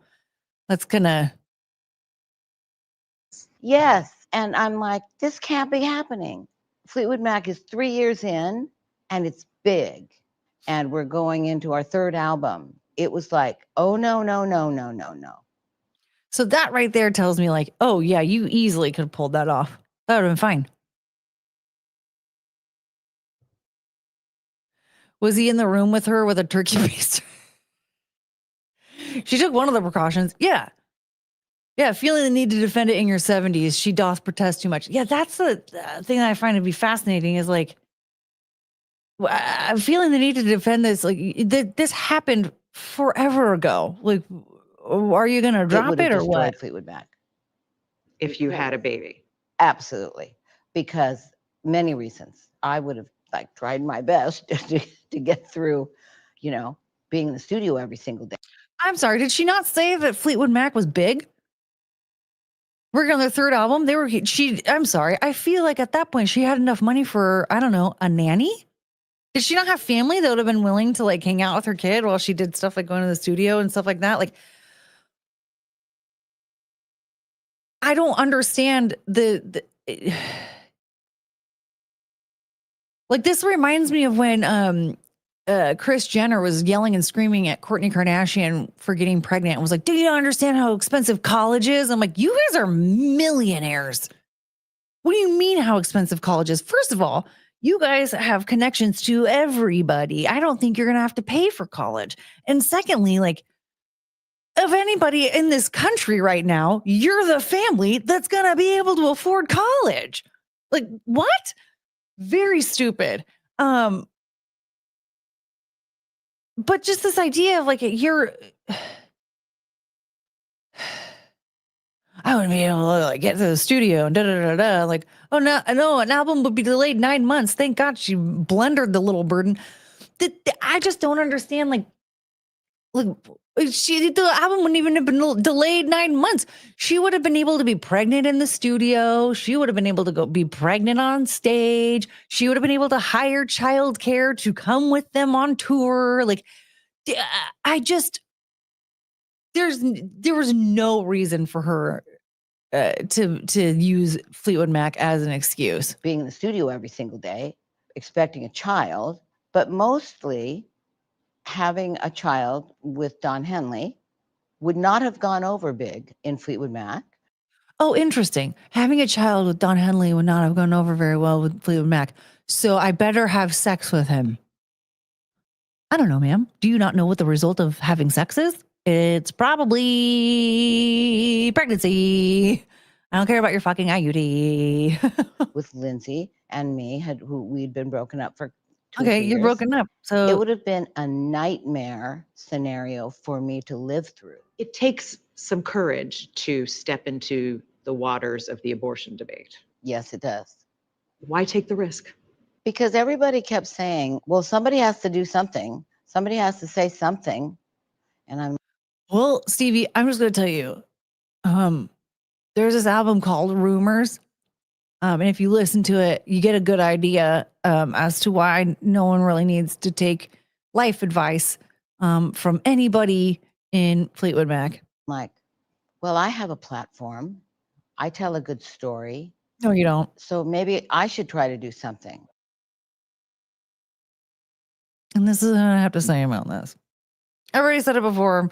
I think that like banning abortion would be not a good idea, especially where we are at in society. But the problem is we have people like this in society that don't think that it's a better idea to be like, just support it, than to be providing people with resources that would want to keep it. Because there are a lot of young women out there that might be scared, feeling lonely, and feeling forced into an abortion that really don't want to get one, but they don't know what else to do because everyone around them is telling them that they have to. And Stevie Nicks is telling her that she has to.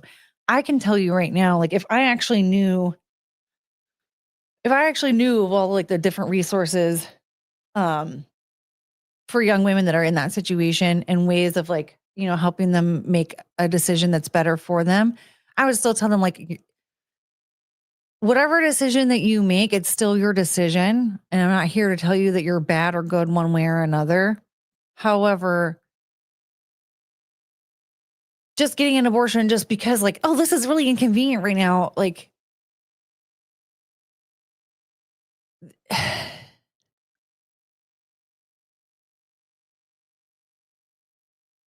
I don't think it's the best one.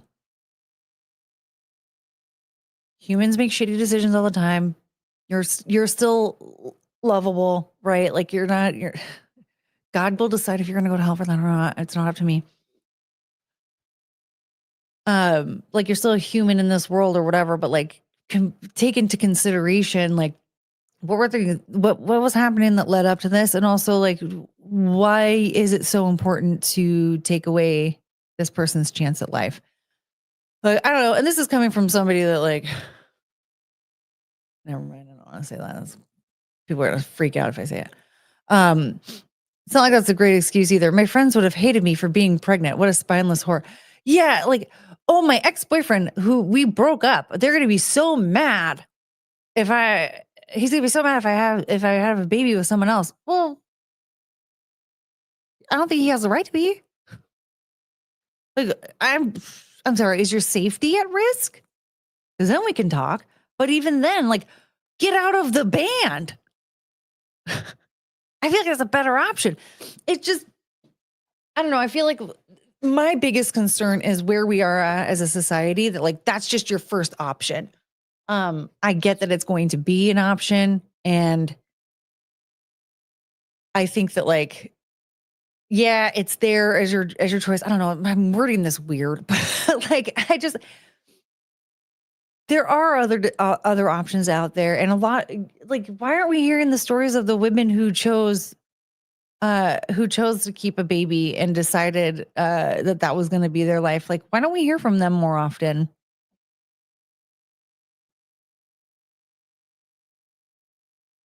Wow. Well, I'm inspired by that important story. All chat abortions on me.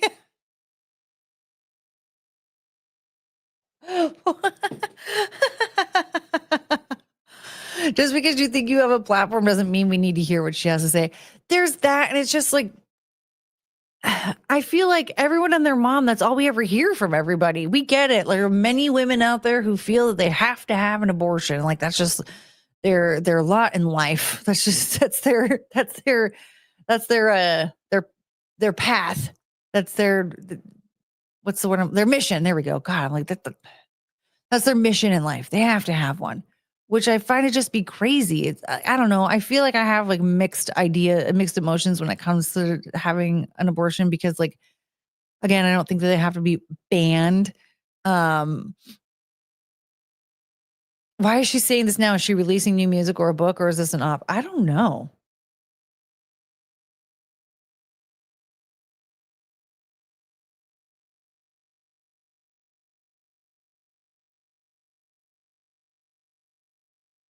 And the thing is, like, this does seem to come off as like a major cope. I'm trying to see if I can find something.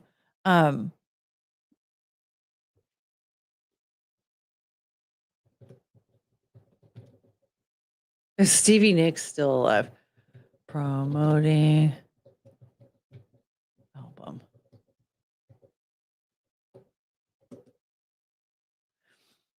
Oh, Stevie Nicks wrote, that was 2019. Stevie Nicks is currently working on a new solo album, which she announced in April of 2025.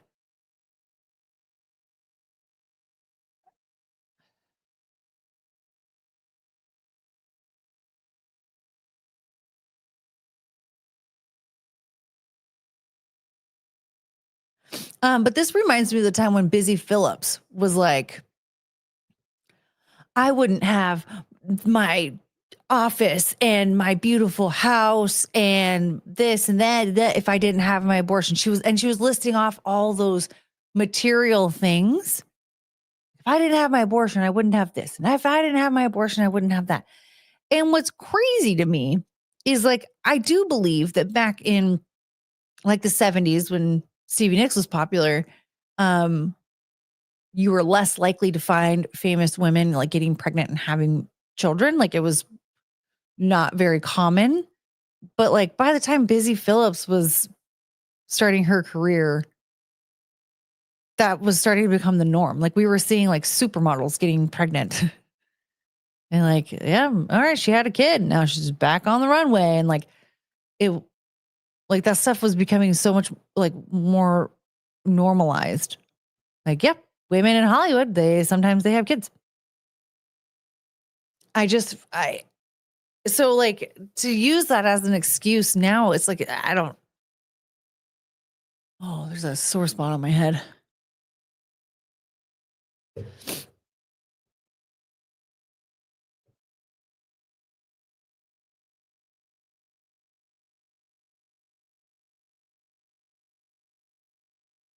Ever since Roe went down and abortion is still entirely available.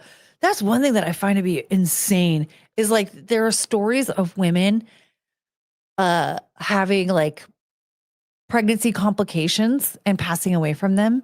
And then people are making up these wild stories because of Trump's abortion ban. He didn't ban abortion. First of all, I thought Roe v. Wade was overturned. Am I crazy? Was that not during Biden's presidency? I thought it was during Biden's presidency. Maybe it wasn't. Was it in 2018 and not when I thought it was? I don't know. Because I thought it was more like 2021 or something like that. I don't know. But also, just because Roe v. Wade was overturned, it doesn't mean that abortion was banned. It means that you can vote. It was during Biden. Okay. At least I'm not that crazy. I mean, I know I'm like kind of stupid. It means that you can vote to continue to be able to get an abortion.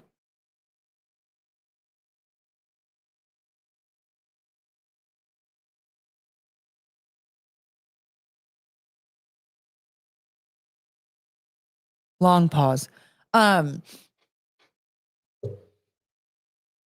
you need to vote. And I get like there are some women out there that have this idea that if you have they have this idea that like if it's up to the states and we vote, what if all the people in my state suddenly like decide to vote against it or whatever? Well, you do have an option to move to another state. There's that. And also I would consider that already. Like you might not be where you belong if that's something that's like really important to you and you're in a state that could potentially change that. Like you should move to a state that is like here in Washington, like that will never be a problem. Ever. After what? Looking for Zubidic's new album, Me and My Abortion. They blame Trump because of his Supreme Court appointments. I mean, yeah. But there was one. I guess, but at the same time, it's not, even if they're his appointments, it's still not his ban. It would be their ban, the Supreme Court's ban. Well, we know it wasn't during the Oliver years. Fucking Chase Oliver. But there was one story that like really stuck out to me. There was this girl in Georgia who got pregnant, went to a clinic, scheduled a what? An abortion. And then she was late to her appointment. She missed her appointment. So she got abortion pills and went home and took the pills. She ignored the complications that come with them. So she didn't go to the doctor until it was too late. When she went to the hospital, she went into sepsis and died. And that bitch, Kamala Harris herself, fucking tweeted out and said, because of Donald Trump's abortion ban, this woman died from miscarriage complications. Or this woman died from pregnancy complications. I'm going to tell you something right now. She's having pregnancy complications. Even if an elective abortion was illegal, you can still have a medical procedure done to save your life if your pregnancy is going to kill you. Like, that's the thing that I don't understand. No, if your pregnancy is going to kill you, the kid's also going to die. So yeah, there are medical procedures that you can still do. That's not an elective abortion. And that freaking fallacy, that's been made up for years and years and years. And the first time I heard it, I was like, this doesn't make sense.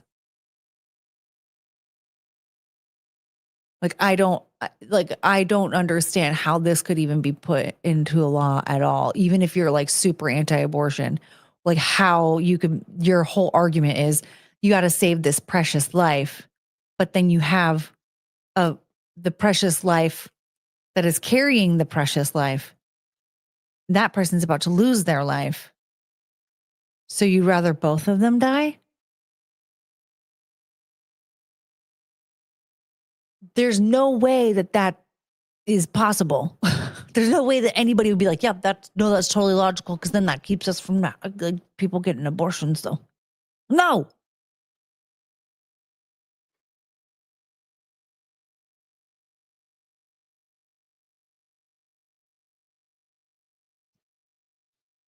Her premise is pretty much, thank God it would have been so awkward for the band. See why it has to be legal, stunning, and brave. Right. Like, I just think that, like, why aren't we talking about like better precautions for young people who aren't prepared for something like this? why aren't we talking about like more options and like just and better resources instead of like, no, you have to get an abortion. If you're not ready, you're just like, you just have to get an abortion.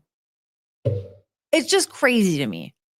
And again, remember, I'm not even 100% against abortions. I don't even say I'm necessarily against abortions. First of all, I think that I've never heard an actual good argument in favor of abortions. I want to hear a good one, because as much as I'm like, well, yeah, I mean, like they should just, they should just be there or whatever. I still don't have like, I don't know any good arguments in favor of them. Sitting here and being like, well, I have to have my band, and if I have to be able to, we have a third album coming out, I have to tour with them. Like that's a sad excuse. A very sad excuse. Eugenics? There we go. That's what I was looking for. The original reason why Planned Parenthood was created. Thank you. It went from safe, legal, and rare to preventing awkwardness in a band. See, and that's the thing is like, I feel like safe, legal, and rare took a fucking just a dive off of a cliff. Just we went from like, okay, look, I get it. All right. Sometimes you might be in like a really fucked up situation, just like a messed up situation, not a weird, I'm really afraid that Lindsey Buckingham's going to be mad at me situation, but like a bad one. Maybe the person that got you pregnant is like hella abusive. Maybe, I don't know. I can't think of any excuses because I'm old. I don't get myself in those situations. And well, I'm really awkward. So I didn't get myself in those situations when I was younger. Believe it or not. I have natural birth control, my personality. Ass butts here, everybody. What up, what up, what up, what up? Did we ever come up with a sound for him? You are rubbing genitalia together. That might just have to be it. Yeah, Frank, go to sleep. Where's Frank? Frank, you have to be up before. Frank, go to bed. You're not missing anything.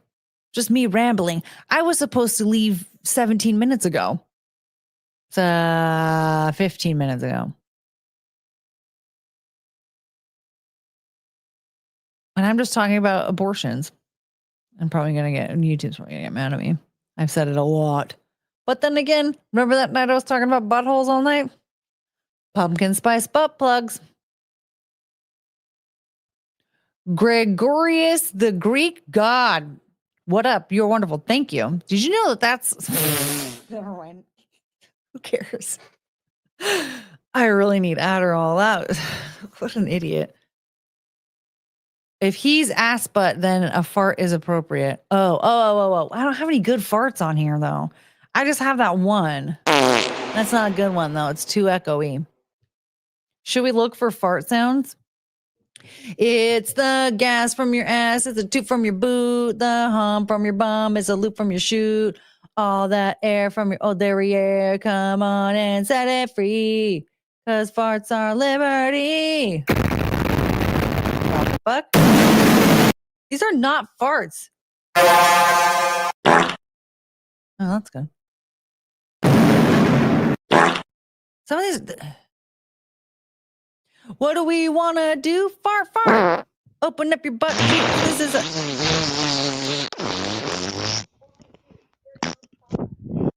This is how your butt speak. Let's go fart. It's not a...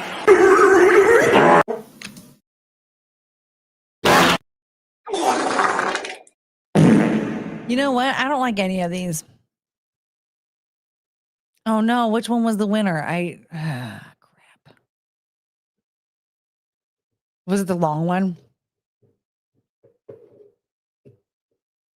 Yeah, Frank, we need to lay and be well rested. Okay. Spike asked for 10 extra minutes, and I gave you 26 extra minutes. And so...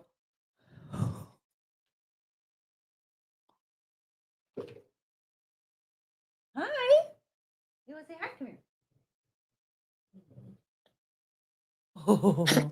Oh, yeah. You're very excited for attention, huh? That's the baby. Hold on. Come here.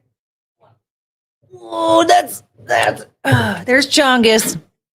Oh, honey. You okay? There's. Oh, thank you, sweetheart. Hi, Choo Choo. There's Cricket. Oh no, Beepion? Brrr.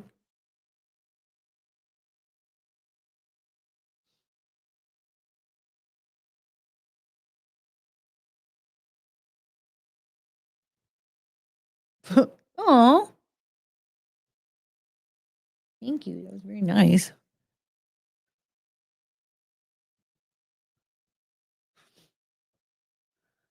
Can we also discuss the wasting of Henley and Nick's DNA? Them. Oh. I.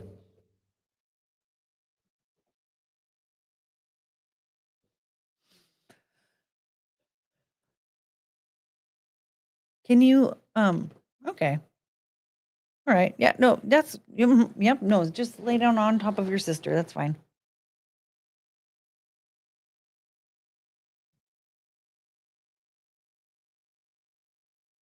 I'm sorry, I cannot use my hands right now. I have a Chungus here using me as a salt lick yet again. Did you hear that? She swallowed really hard. That's so much. All right. I need to wrap this up because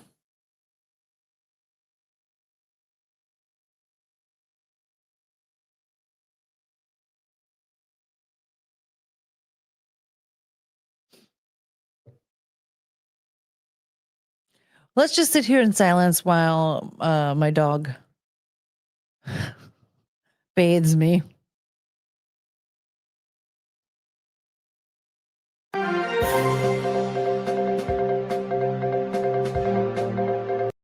Anyway, I was going to give you. I'm losing brain cells right now. I'm very, very tired. So I'm going to. I got to close that out. I'm going to close that out. I'm going to close that out. Yeah, I got to close that out.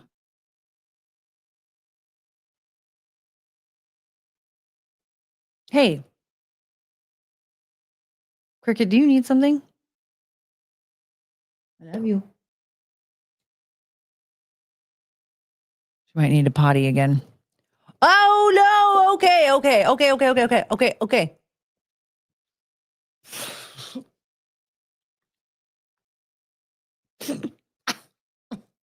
Cricket. Oh my God. Stop. We're gonna go. Whoa.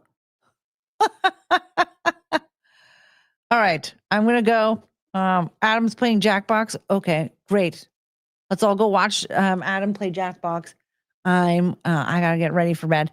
Thank you everybody for being here tonight. This has been wonderful. All that stuff.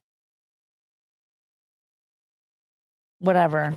I don't know. I'll be back Wednesday. I think I'm gonna start a little bit earlier on Wednesday. I don't really know. I don't know. We'll see. I'm so tired right now. I'll have to make that decision after I get some rest. So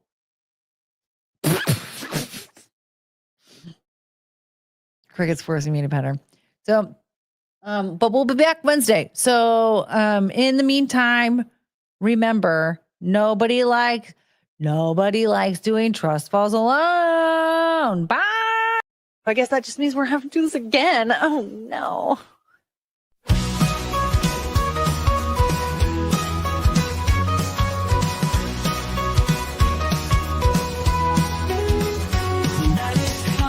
To an end, stars are fading, lights descend. Thank you for this time we've spent. Memories shared, hearts will mend. We had such a great time here.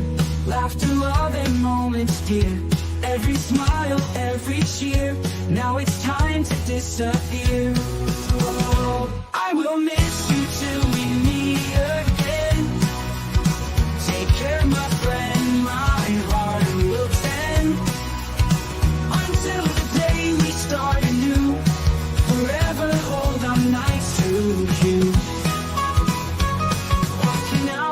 daylight. City's glow turns into night. Hold these moments nice and tight. In my dreams you'll shine so bright. Every goodbye leaves a trace of a night we can't replace. Take care in every space. Till next time we will embrace. Oh, embrace.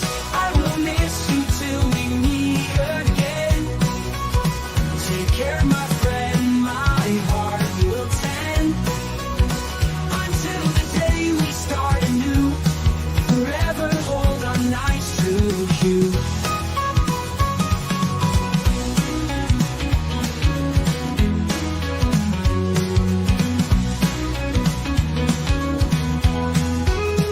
Only goodbye leaves a trace of a night we can't replace. Take care in every space. Till next time we will embrace.